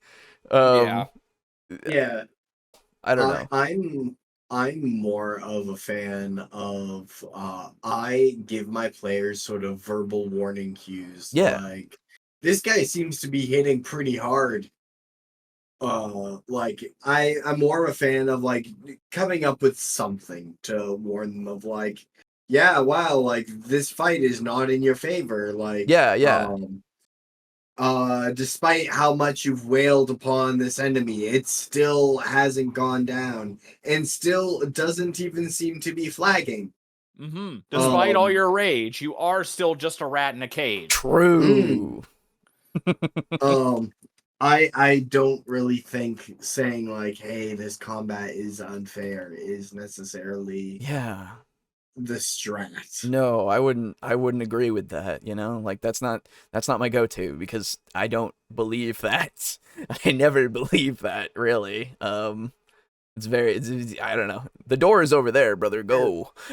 Unless if you're not a great DM, in which case you're like, hey, I'm inexperienced. I thought you players could bite off a bit more than you can actually. Yeah, there is something to it if, like he said, if you do it in a way that is actually something that you've messed up. There's a difference there when you go, ooh, yeah, sorry guys. But that's not what happened. So why did you agree that it was unfair? Yeah. You know? It just seems weird to me. I still adapted, just had to change my expectations. Well, there you go. For the campaign that he was in. Delta Green turned out to be a pretty good release for my Batman instincts, though. True, it was. It was good for that, yeah. Delta Green rewards you for prepping, for sure. Yes. It's great. Oh, yes. Love Delta Green. Anyway. Honestly, that's kind of why I am loving Vampire so much. Hell yeah. Is we get to be very precise with, okay, here's what I'm going to do to lay groundwork for my future plans. Yes. And, like, it will reward you for that. It is true, because you are a vampire, and you will potentially outlive everything, so... Yeah. Yes. You can plan the scheming is just in the nature of a vampire. Let's be fair. Typically because they've busted out stuff I didn't know they could do, or they spent time getting good intelligence on the enemy, or they successfully surprised the enemy. But this battle, they literally just walked into the Darrow throne room, no scouting, no preparation, some of them very badly wounded, no spells left, and these Darrow were powerful spellcasters. The players who had a bad time all talked, later, after blaming me, about how unprepared they were. If they had to fight these same guys again, and they did have to fight them again, but that's another story, they wouldn't do it all at once. They'd lure them out one by one, wait for them to sleep, that's crazy. wait for them to eat, change the conditions of the test. Whoa. Good plan. No one died during that battle. The Darrow are slavers after all. They were captured and led down to the city of the Glass Pool, and some interesting stuff happened that I think I'm going to save for a campaign diary later. I know I owe you folks a whole bunch of campaign diaries. I promise somehow I will find a way to get caught up. My friend Mark once said, Matt, when you kill one of my characters, I didn't kill him, by the way, the Knowles killed him, I'm really pissed at you for like 30 minutes. Do not try and defend yourself. That just makes things worse. Just let me be pissed at you, and 30 minutes later I'll be excited about my new character. This is wisdom. The reaction, anger, blame, these are natural. That's human nature. No point in acting like it's not. Sure, but you can rise above it. Yeah. Like, you're not beholden to gut reaction, you know? Like, I feel like the wisdom is to actually recognize and then rise above. I don't, but who knows? I've never TPK'd people, I guess. I don't know. Yeah, I like, even in a scenario where I would be toxic enough to be mad at my DM for killing my character, I would go, well, you know, he does control the monsters. That is sort of his goal. Like, this, DM versus player, whatever. But, like, at the end of the day, like, he controls the Knolls, and the Knolls are trying to kill me. Exactly. If he doesn't do his best to kill me, I would be a little offended. Exactly. Right. So, bad advice, brother. Yeah. Maybe, I don't know. Maybe think about that. Game is one of those magical things that increases the more people there are to share it. Unlike pizza. But, you know, get over it. Feel bad, yell at each other, and move on. No. There's more gaming to be had. Get to it. Make a new character. You'll love your new character. When my friend Phil's first character, Scaros, died, one of the other players was really upset because he thought that was the end of the campaign. Remember, it's D&D. Death isn't the end. Just make a new character. We play these characters, we inhabit them, we create them, we control them. Over the course of weeks and months, it's perfectly natural to feel like we know them just like any fictional character. Better. When they die, we feel it. Lots of players, as an exercise, and I think a healthy one, make a second character while playing the first. When it looks like they are all about to die, just start rolling a new PC. Who was the person that said if you make a second character bad, you're not invested enough or something? There was somebody who said that. I can't remember. I feel like it was Guy. Recently. Was it Guy? No. No. I don't remember. I can't remember who it was. It was recent. It was pretty recent. I don't remember. But I remember somebody saying it sounds that. like a Garibay take. It really does. Garibay. It really does, but we haven't covered Garibay recently. Maybe it was back before? I don't know. I don't remember. But yeah, no, that just struck me. Yeah, I do remember someone saying that, though. Yeah. Not wrong on that. Yeah. Sure, you could rise above it if you're into that kind of thing. Ah. I think you should probably rise above human nature. You would say that, Verity. You would. He who controls the gnolls controls the players. True. It sounds like Garibay, but I'm 99% certain it wasn't Garibay. Yeah, right? It does sound like Garibay. That's the thing. I have tons of characters. I'm all set. Yeah. There you go. That exercise helps detach you a little bit from your first character so that if something happens, it doesn't feel like the end of the world. It doesn't feel like the end of the campaign. Because it's not the end of the world. It's not the end of the campaign. There's always more D&D. You can play every week for the rest of your life and never run out. So go do it. That's the episode on losing, folks. I hope it never happens to you, but like the slog video, if it does, I hope you think back to this video and it saves you a little bit of strife, and maybe when you walk into that room and discover there's a Medusa there and you're all only first level, you'll say, hey, I have an idea. Let's get the hell out of here. Retreat is always an option. I know the pace of videos has slowed down. I promise you, once I get out from under all the work I have taken on, the video rate will increase, and I think you'll all be really interested and happy with the top secret project I'm working on. I'm hoping this video will go up tomorrow morning, Saturday morning, and then Saturday night at 7 p.m. Pacific time, I am going to have a live stream. Okay, I mean, this is 7 years old. We can stop there. No, I need to learn about the live stream. No, I'm sorry. Yeah, let me just anyway. Yeah, okay. Yeah, I'm appreciative of the reinforcing that retreating is an option, right? That's a good part of the video, but I don't know, dealing with the losing kind of thing doesn't seem like it hit very well in a lot of different instances for this video. Yeah. I would not send this to people at all. Really. I think I could really just say basic points for like a paragraph and then be good to like never have to show this video to anybody. You know, like it doesn't really put like, I don't know, it's not great. Yeah, usually I see more grounded takes from Matthew Colville. I think this is the second time that we've covered him that it's been a take that's been like, oh, that's actually not good. Yeah, and I mean, granted, this is a video from like a long time ago, so his opinion has probably changed on the matter. Maybe? I don't know. I would hope it. Yeah, I don't know. I mean, again, if it works for you, it works, but at the same time, it doesn't feel like a healthy way to go about with the whole being angry at everybody and everything. Like, yeah, it doesn't really feel like something that should be promoted, and this is like, I don't know. I don't think he's made an updated version, but I'll check just to see. Let me see if I go here and I go Matt Colville, and then I go on his channel, and then I pause that. Oh, that's so loud. And then I search losing. Catastrophic failure from 8 years ago. Low level play. 2001, The Russians. Interesting. Oh. Lore versus writing. Guiding the players. Players stay out. Running the game 3 years ago. Maybe. There might be something somewhere. Just hoping, at least. I don't know, but at the moment, I'm not sure. Yeah. Even so, I don't know. It still isn't great. So, I don't know. Anyway.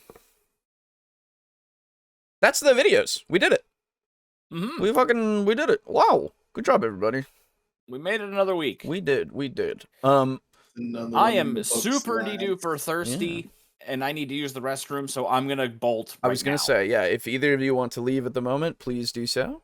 Yes, I will. Yeah. I will be leaving. All right. Good shit. Yeah. Good shit.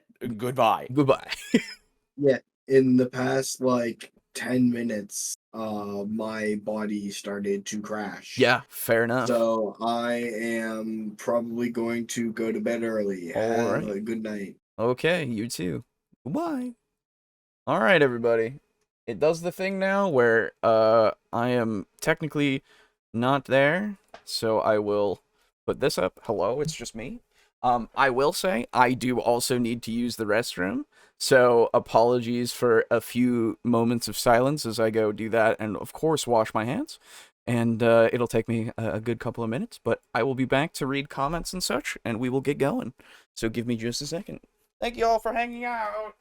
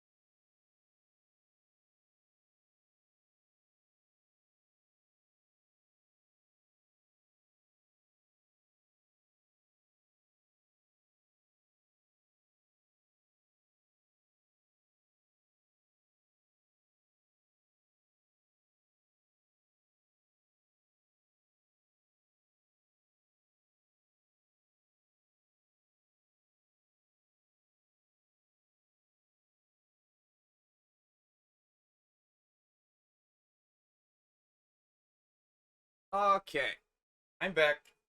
My cats have joined me for the end of the show. I have to move some stuff around. I don't think I can. Unfortunately, I will have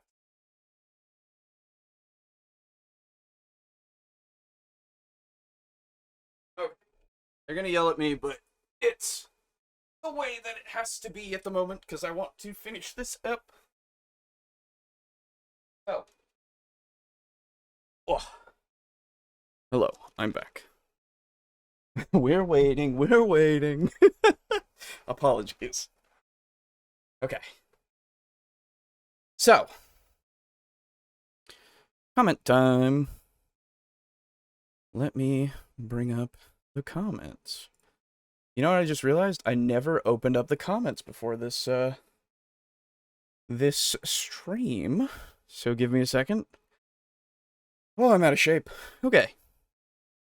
There we go. Okay. So, first up, let me get over there. First up, there we go. We have Timothy on last week's episode saying, "Hello, bros. Hello. New lore. Flashback. Title, Gray Tears of the Dead. Leroy, Massimo, and Galvin sat at the bar of a small tavern. Leroy, well, that was a hard fight to watch. Someone remind me to pick up more herbs soon. All the healing potions I've needed to make to keep Star Ruby in fighting shape made my stocks almost empty. Did I miss something? No, this is the only other comment that you've got. Okay. Massimo. Star Ruby's fighting ability is truly amazing. He would have been the best fighter in the old Crackle Kingdom, no question. Galvin. What was your home like before it got smashed? Massimo. It was actually my third home, but it was the one that meant the most to me. My birth home was a small village on the outer lands of the Juniper Empire, although it wasn't under the Empire's control back then. My father and mother are candle makers. I worked with them from childhood to about my mid-130s. It was a simple way of life. But after a while, I wanted to be more. My dream was to be an entertainer. So I left to become an apprentice of a well-known performer in the next town over. Singing, dancing, acting. I learned it all, which gave me my second home. As part of a traveling show going from place to place. Galvin, that sounds like a fun life. Massimo, it was. It lasted for 30 years. Sadly, I was the only vampire in the group, so I outlived the others. After everyone else died, struck out on my own, I assume. For the next 5 years, I did shows on the streets and small playhouses. It was hard finding well-paying jobs, since my long-dead teacher was the one famous enough to get big money bookings. Leroy, so how did you become a jester? Massimo, I was singing on the streets of Steelwood as the royal family passed by. My unique vampire voice, got their attention. Galvin, unique vampire voice? Massimo, yes. Vampires have a natural skill where we are able to copy any voice we want. Oh. The more we hear something, the better we can mimic it. When the royal family saw me, I was singing a romantic duet, going back and forth with a man's voice and a woman's voice. Galvin, wow, that's amazing. Can you do my voice? Massimo cleared his throat and said, Hey, Massimo, do you think I could beat that dwarf in a drinking contest? Sounding just like Galvin. Galvin, that's just like me. I had no idea you could do that. Leroy, I heard rumors that certain spells were based on the natural abilities of all the world's people. There is a voice spell that might be based on that skill, but it really kills your voice if you use it too much. Massimo, vampires don't have that problem. I once performed for 10 hours non-stop, changing voices throughout. That actually makes sense. I like that because he's an undead, so why would he get tired of doing anything? That's sick. And plus, changing your vocal performance is something that sounds like something you could kind of do if you were an undead. That's kind of neat. I like that. Anyway, Galvin, damn, I wouldn't last 10 minutes. Leroy, didn't you say that doll you bring everywhere was made by the queen you worked for? Massimo, indeed. It is my doll. It is. My doll was made by the second queen I worked for.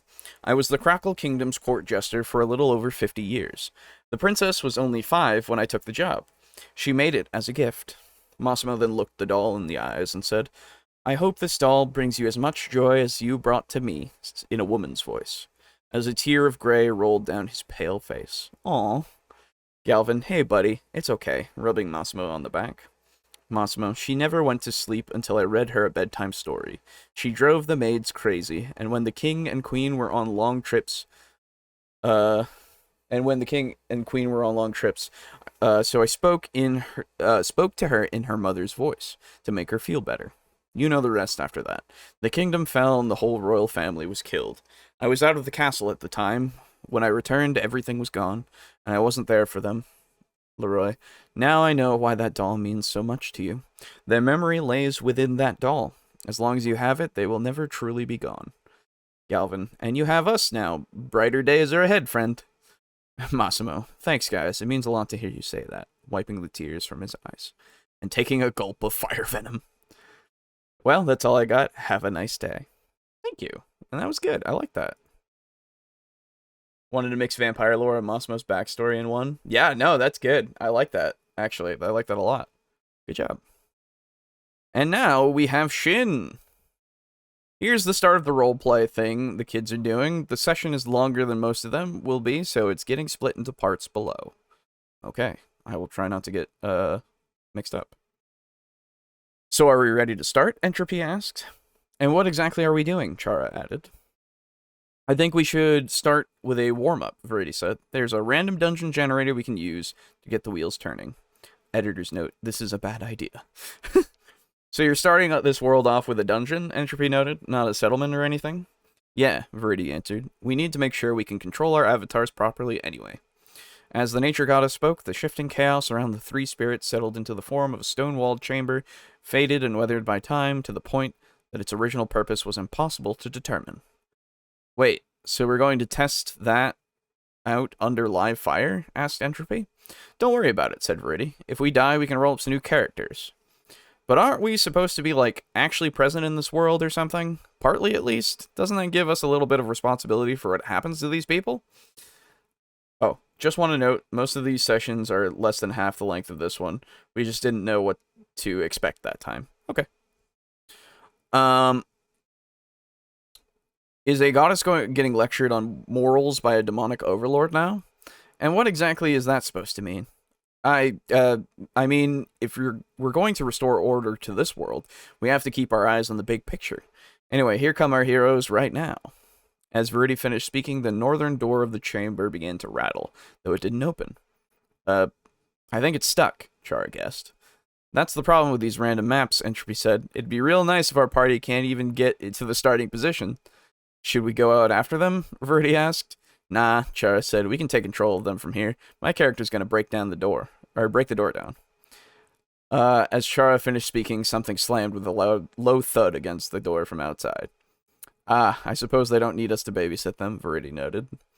The door didn't give way immediately. After a few more repeated slams, the door began to jiggle again, the sound of crunching wood now accompanying the motion. Several moments passed as the crunching became steadily louder until the door at last sprang open suddenly as the bolt broke through the frame, and 3 female figures rushed into the room. The first, still holding the crowbar and had opened the door, might have been taken for an unusually short, scale mail-clad elf with platinum blonde hair.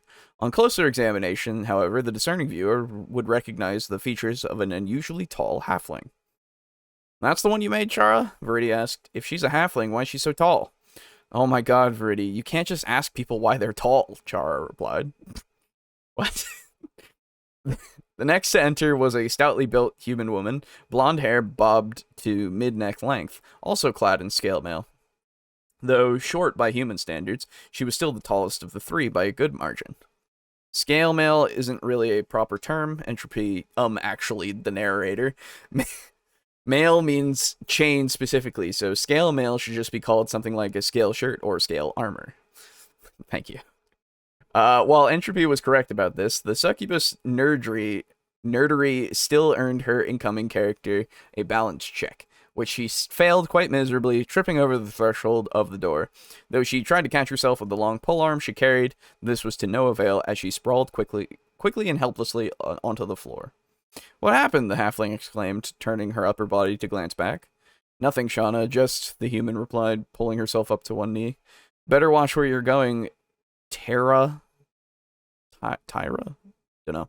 Laughed the third adventurer, a dark-haired elf who wore no armor, carrying only a longbow in one hand and a burning lantern in the other, with a long sword sheathed at her side. Piss off, Sarika. Tara, I'm gonna just go for Tara, clapped back as she used the haft of her,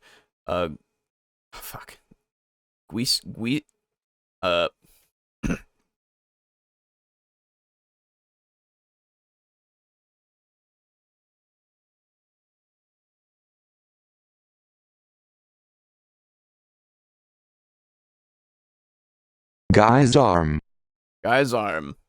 Cool. Her guy's arm to pull herself back to her feet. That was incredibly loud. I'm sorry. Room looks clear, Shauna declared, moving on in as the others followed. Looks pretty bare though. Looks like they can't see us, Verity observed. I always imagined it as Tara for the pronunciation. Okay. Terra. Terra. Okay, sure. We'll go with that then. They usually can't, Chara said. Now let's hurry up and attach ourselves before the world shifts again. With that, the three spirits drifted towards their chosen avatars, drawing near. Chara loomed up menacingly over the unwitting halfling, a manic grin crossing their face. Seeing this, Entropy grinned mischievously, then adopted the same pose as she hovered above the human. Verity rolled her eyes and scoffed as the two demons pounced towards their hosts and disappeared into their bodies. Dorks. The goddess then followed suit without all the ceremony, simply continuing to drift towards the elf until she made contact and suddenly found herself looking at the world through her host's eyes, but only briefly. No sooner had she began to feel her place in the form known as Sarika than she was torn out of it again, jerked away in some direction that didn't exist. What? The next she knew, Verity was laying on an icy floor within a palatial chamber, intricately carved of ice and emanated a pale light. Before she could rise, something unseen suddenly jerked her up, threw her against the nearest wall, and held her there with a force that would have flattened any mortal being. You dare seek to impose your will on one of my followers, little goddess? The voice that spoke was feminine, harsh and vain, but elegant. Not merely elegant, but the most elegant voice Verity could have imagined. Other than her own voice, her own, of course. Verity started to think, then felt the crushing force against her body grow even more intense until she started to hear something beginning to crack. Whether that was the wall or her own bones, she didn't care. Verity desperately exerted all the effort it took to force her own vain thoughts out of her mind.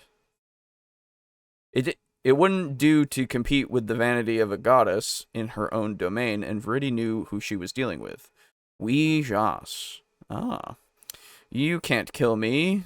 Verity forced her words out through gritted teeth. I'm a goddess too. Gods have killed gods, said Jas. I said you can't, so you can't, Verity quickly asserted. Is that so? Perhaps not, then. Verity felt the pressure suddenly let up as she was pulled away from the wall and turned around to face a woman who appeared the very essence of nobility, save for the skull-adorned necklace that hung from her neck, and the larger skull affixed to the front of her dress as a brooch. But I can make you feel pain. Verity was thrown to the floor at Jas' feet, only to let out a yelp as her flesh ignited into flame. Stop! Verity yelled. I'm sorry. Can we talk this out? With that, the flames vanished. Verity sat up and pulled her knees to her chest, cringing as her flesh knitted itself back together. So you've learned some humility, Jas cooed. Good, you might survive with that. Now, speak. I didn't mean to take what belongs to you, Verity said, but I need to borrow a body. And why would I allow that? Asked the other goddess. Because a world has fallen into chaos, and you're the goddess of laws, right? Chaos is ever present across many worlds. Right, but I don't mean that. I mean actual cosmic chaos. It can't... Sorry, I looked at something. Okay. It can't hold its form together. Whole lives shift in and out of existence. It's like a fever dream that became reality. You would uphold a natural order, wouldn't you? Verity could feel that she was on the plane of Acheron right now. Jas kept her domain on a plane of absolute order. The loss of order in a world must have been anathema to her. Jas seemed thoughtful. What is the name of this world? It keeps changing, I think. Then name it. Verity closed her eyes to think as a flood of the stupidest names imaginable scrolled through her head. After a few moments, she groaned in frustration. How hard could it be for a nature goddess to name a planet? Jas was beginning to look impatient. Come on, Verity, just say a word.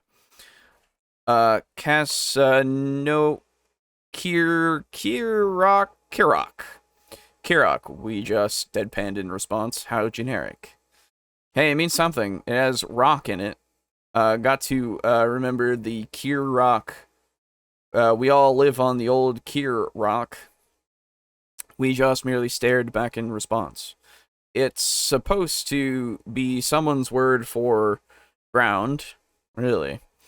Viridi lowered her head in shame. I'll work on it. No matter, the elder goddess said. I can now see this key rock of yours. And yes, that is indeed offensive to my sight. So you'll help? Viridi asked. Let me borrow your follower? Ouija shot a look that made Viridi flinch. You may act through her, but do not abuse this privilege. She is to remain my follower, and you will not usurp her to your devotion. I don't want people worshipping me anyway, Viridi said. I don't even get why gods will always want that. You know they're just trying to butter you up so they can get their greedy wishes granted, right? They devote themselves to us, and we give them the power to carry out our will in the world and spread our influence, said Ouija. If you want mortals to act as you desire, you should try working with them instead of against them. But Viridi stammered and then sighed. Okay, that does make sense. I wish Politina had said that. Just don't steal my followers, said Ouija. Who they choose to worship is their own decision. I still don't want a bunch of sycophants, said Viridi, so your terms are acceptable. This is a quick thought, but I imagine that Targasus sounded like the Green Sage from Jak and Daxter. Oh, okay. Yep, got that in my head. I played the fuck out of Jak and Daxter. And Jak 2, to a degree. Never played 3 all the way through, actually. I started it, but I didn't finish it. Anyway, as soon as she spoke, Viridi felt herself flung through a non-existent space again. And then she was viewing the world through Sarika's eyes once more, as the immediate terror of the situation faded. As the immediate terror of the situation faded, Viridi felt it being swiftly replaced by annoyance. Of course, she should have expected a god to be jealous and possessive. Next time, she should just leave the deity space blank on the character sheet. Though ultimately pain was just pain, nothing nature didn't experience, constantly at every moment. One more drop in the bucket didn't really matter. I hope Chara and Entropy are alright, she mused to herself. Oh, that's so sweet, Viridi replied Entropy's voice, worrying about us like that. So cute. Why wouldn't we be alright? Asked Chara. Don't Tara and Shauna follow St. Cuthbert and Tempest? Asked Viridi. I can't imagine a couple of demons enjoyed meeting them. What are you talking about, Viridi? Entropy asked. Oh, of course. Entropy and Chara weren't gods. Demons with the potential to destroy worlds, sure, but apparently the title was all that mattered. A god wasn't going to stoop down and save one of their minor followers from something as mundane as demonic possession, at least not without a cleric interceding for them. You have some weird fantasies, Viridi, Chara said. Anyway, I know you're new to this, so listen. This isn't like dealing with Pit. Don't let these mortals know we're here, or they'll probably do something rash. We can control them subtly as long as they're not aware, but if too much weird stuff happens and they connect the dots, they can kick us right out of their brains. That means you don't cause them to act on any knowledge they haven't learned for themselves or talk about anything they shouldn't know about, and you sure as hell don't try to talk directly to them. Got it. You mean don't metagame, Viridi replied. No worries. I don't want this story getting any more cringe than it already is. While the spirits were having their conversation, the adventurers had searched the room they were in, though there was nothing they could find that hadn't already been stripped away. 2 more doors stood to the south side of the room, with the westernmost one proving to also be stuck. The room was unusable, so Shauna opened it. The other door was usable, sorry. So Shauna opened it and proceeded through into a room that was strewn about with various bits of debris, mostly broken tables and furniture. Tara followed the halfling through, then stopped abruptly. Careful, the human warned the others in a loud whisper. Web. The halfling in the lead and the elf in the rear both halted their movement, and Tara pointed out the massive yet faintly visible web strung through the center of the new room. Should we be worried about that? Asked Sarika. Better not take any chances, replied Ashana. We should bring it down, carefully. Sounds like my job, Tara said, lifting her guisarm for emphasis. Is that what it was? Guisarm? I forget how to say it now. I'm saying guisarm. Before moving forth and swinging the polearm at the web. The web proved more resistant than she expected, but Tara's swing nonetheless clove through the part and parted it in the middle. As that section of the web fell away, she turned to attack the sections to her left and right, which still hung firmly in place. After a few moments of meticulous work, however, Tara had cut down most of the web, leaving no serious threat from the few small strands dangling from the walls. With this done, Shauna and Tara set about searching the room, while Sarika provided the light for them with her lantern. Though most of what could be found was quite worthless, a number of valuable coins did turn up, which the three plunderers divided among themselves. Looks like we found 40 silver pieces, Chara noted, and there are 3 of us. Who gets the extra? I think it should be Tara, replied Verity, since she did the work tearing the web down. I obviously agree, said Entropy. I can't object to that, Chara conceded. Looks like we're getting some experience too, Verity said. We seem to have made it past something. You say that like we don't all know what it was. There's no changing the nature of what it is to be a tulpa, Verity replied, but come on, try to keep a little bit of mystique in play for the viewers at home, at least. Beyond the next door was a long, narrow hallway leading away eastward, at the end of which stood a door on the south side. Finding it stuck, Shauna brought out her crowbar and got to work. After a couple of minutes of work, the door was forced open, and the group proceeded into the room beyond. As the group proceeded, a creature... Excuse me while I get my water. A creature like a human head with bat-like wings sprouting from the place of its ears flew into the room through an archway to the west. Tentacles that had grown in place of hair and beard flailing aggressively. Before any of the women could react, the creature let out a piercing shriek that stood the hairs of their skin on end, though they all quickly steeled their resolve.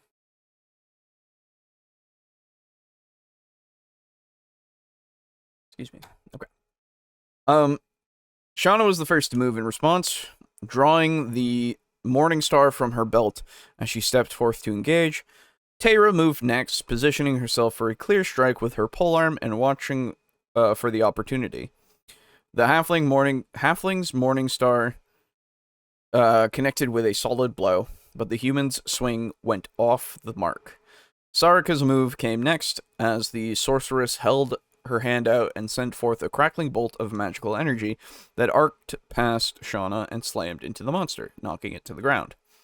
As the creature showed no further signs of movement, Shauna carefully lined up the next swing of her Morning Star before bringing it down, smashing the creature flat. Searching through the debris in this room and the one beyond turned up a few pouches of gold. There was nothing else of value that still remained intact. And here's 190 gold, Verity said. That's 63 each and 1 left over. Yeah, why don't we just roll to see who gets the extra one from now on, Chara suggested. This is going to get repetitive pretty fast otherwise. True, not a good look if we're posting this, Entropy admitted. Are we posting it? Verity asked. We'll see, Chara said. This dungeon segment right now is pretty basic. Might need to get a little more creative in the future if we're going to keep doing this. A quick game, which people of culture know by such names as Rochambeau, Bato Bato Pic, and Jack and Poi, resolved the issue of the uneven coin, which went to Sarika. Rochambeau, hell yeah. Just call it rock, paper, scissors, said Chara. No. That doesn't sound very fantasy, Verity objected. Yeah, plus Verity wanted to show off her amazing power of looking at Wikipedia. Entropy added. After gathering the coins, the group moved to the door at the south end of the room, which Shauna was able to open without trouble. A corridor lay beyond with 2 doors to the west, or on the west side. You didn't just know Rochambeau off the top of your head? Come on. I don't even know when I first learned the term Rochambeau, to be fair. Anyway, Shauna opened the first of these, finding it unlocked. As immediately became apparent, both doors led to the same room. Amidst the debris, within that room awaited a centipede of monstrous size, significantly larger than a human. Large size category, for the record, Chara noted. As the venomous monster began to uncurl, Shauna wasted no time in advancing to attack. Unfortunately, her Morning Star only bounded off the centipede's centipede's chitinous plates, or chitinous if you're weird. Though, she did manage to catch its attention. Retaliating, the centipede struck at the halfling with its mandibles, but she was able to fend it off with her shield.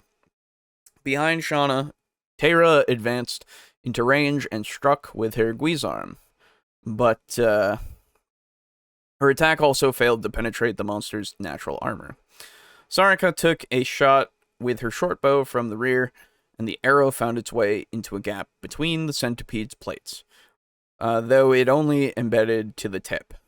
Shauna continued her attack, and her blows landed harder this time, but as some of the centipede's armored plates crunched under her blunt weapon. I knew Rochambeau, I didn't know the other names. Fair enough. I didn't know it had other names, but it makes sense. The centipede continued striking for Shauna with its jaws, but the halfling warrior continued deftly fending off its attacks.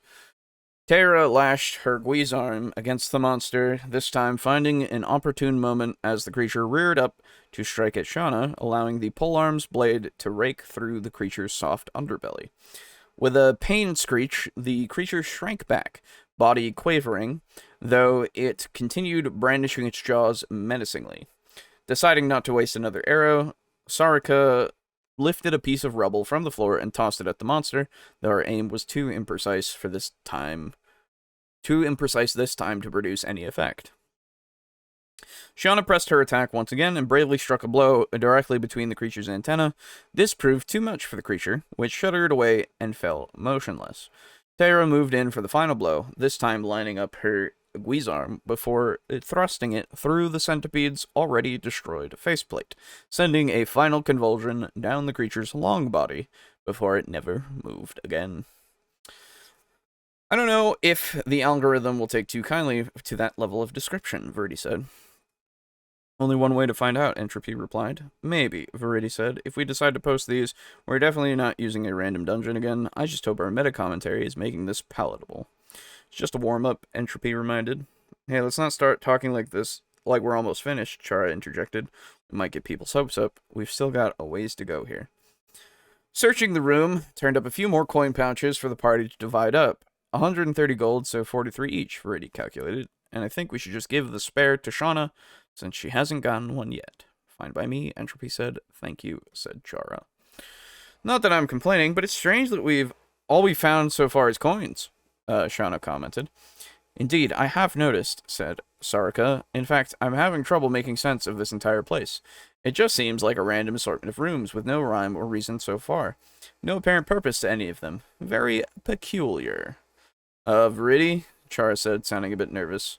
Right, Verdi stammered. Entropy, think of something. Fine, on it, Entropy sighed. It must be ancient, Tara surmised. Probably had a lot of different occupants over the years. You know, bandits, outcasts, the like. Whatever was originally here must have got picked clean long ago. And maybe the last group cleared out in a hurry. Left everything they had behind. And the coins? Well, they'd last longer than much anything else, I expect. I might have rolled something for that, Verdi said. Wisdom, maybe? Come on, Dice. You love to roll low on me, don't you? Sarika pondered Tara's suggestion for a moment. 14, Verdi nervously reported. Kind of a middling result, right? I suppose it's possible, the elf finally admitted. At least there is probably some reasonable explanation. We'll probably never know, Shauna chimed in. No point thinking about it too much. Sarika nodded. A few other questions still lingered in her mind, but she decided to let them go. No point in asking what would most likely never be answered. Well, Verdi let out a sigh of relief and wiped the incorporeal sweat from her brow. Crisis averted for now. Continuing on, Shauna pried open a stuck door on the north side of the room. The corridor beyond led east, and a northward bench? Oh, with a northward bench halfway down? I've never seen that word. Is that? Huh? Oh. The seat for judges in a courtroom. Oh. Okay. Interesting. As the group crossed that intersection, the space about them suddenly grew dark, reducing the light of Sarika's lantern to a dim glow. Oh, branch. It's a typo. Oh, see, branch is actually a thing, which is weird. Anyway, okay. Anyway, Back,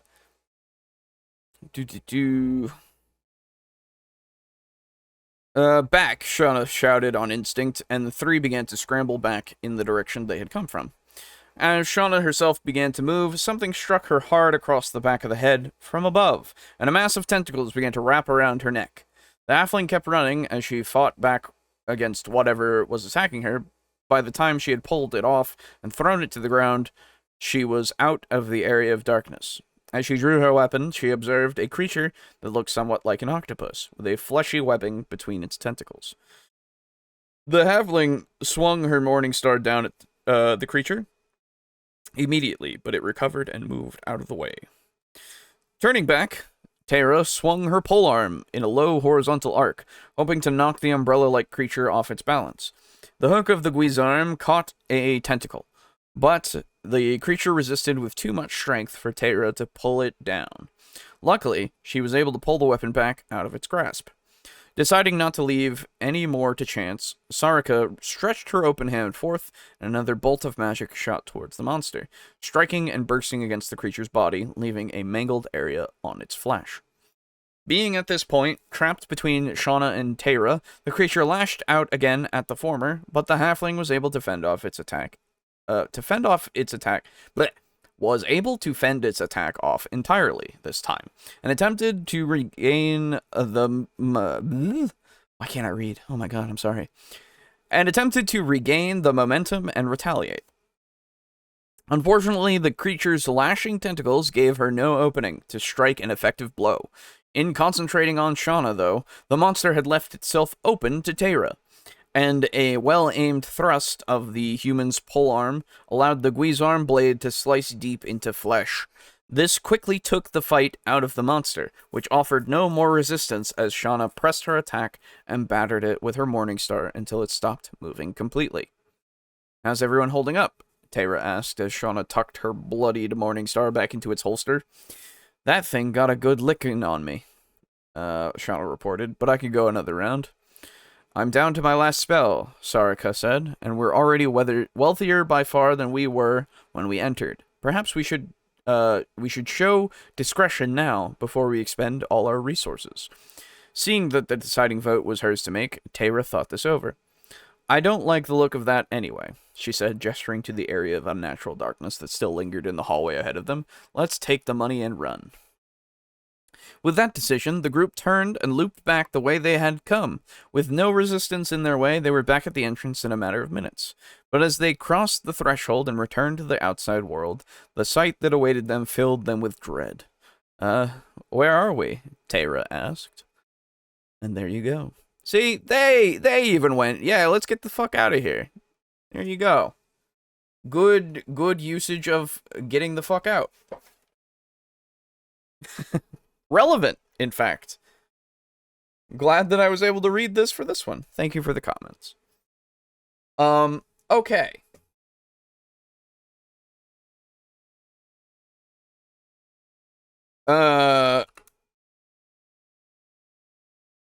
Sorry, I need to respond to something. Okay. So, thank you so much for hanging out with us today and for leaving those comments, and of course, watching the live thing and also watching the VOD when it comes up. I hope that you enjoyed. Funny how things work out? Yes, indeed. If you wish to support us further, well, hello, you could subscribe if you're new. You could like these videos when they come out, and like them when the streams are up, and all of that. And you could leave comments. And, of course, you could support us financially if you should wish to.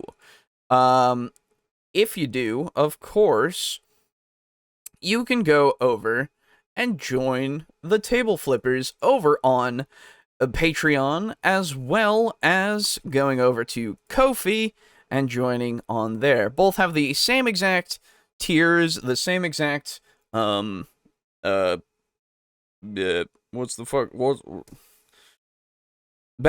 That's the word. Jesus, my brain is turning to mush. And can be found in the description as well. The show notes if you're in the audio only version. Yes, I do know you're there. I know you're listening. And and you can go there.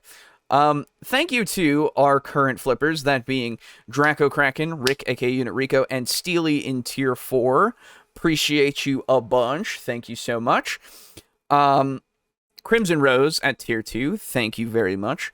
And thank you to our tier 1 contributors. You can join and be a tier 1 for as little as $1 a month. Go for it if you're able to and you want to. Please don't feel pressured. I swear to God, if you do, I will cry. But yeah, same kind of deal over here on Ko-fi or on Patreon. Again, links in the down there. Don't worry about this. Also, you can go over to TeePublic using the link that's down there as well and get stuff, merchandise, things with our logos and things with our faces on them. Go, see what you want. If you do, go buy it if you wish. Then, of course, going over to our website, also down below, you can go over to the Support Us tab and go down here to see through things that I've talked about and will talk about and see our custom dice that you can go and buy if you so desire to have some dice that have our little symbol on them and the font that I like to use for us. Yeah. Go there if you wish. And last but not least, there's a link down below that you can utilize that takes you over to Humble Bundle, and using it supports both us as well as Tabletop Alliance, who's also linked down below for you to find out about their tabletop means to do charity work. They do good works using tabletop things, so go find out about them and support us and them when you buy anything through here, whether it be a bundle, whether it be a direct thing on the store, whether it be the choice bundle even. Right now, I would recommend the Star Trek Adventures First Edition Collection. It's only got a few days left, 13 to be specific, and Star Trek's pretty fucking cool, so go enjoy that. There's a Transformers role-playing game here. There you go. There's another one for you by Renegade Game Studios. Go check that out if you wish. And of course, there's a bunch of other bundles. Go find what you like and whatever you want. It's good stuff. Link in the description down below. Please utilize it if you wish. Anyway, that's it. I've done it. I've said all the things, I'm pretty sure. I don't think I missed anything, but I might have. Who knows? Definitely keeping the length of those down going forward. I feel right about not announcing our roles in the narrative, though. That's fine. Yeah. I understand what's going on just from the narrative descriptions. So you're good. Absolutely. Anyway, thank you so much once again for hanging out with us and giving us your time. Hopefully we've been a little helpful. And hopefully, you enjoyed, really. That's kind of the only thing that we can really hope for. So, tell your grandma that there's this weird podcast that you listen to on occasion that says all of the bad words. And she'll go, oh, you better not be listening to that. And you'll say, oops. Anyway, I'm going to go. I've got editing to do in the morning, so for those of you who are going to be hanging out for that, I'll see you then. Have a good rest of your weeks, or next week's. Have good weeks, have good days, and such, if you will. I can't tell you what to do, of course, because I'm not your dad, but I hope you do have some good days and weeks, and we'll see you next week. Goodbye.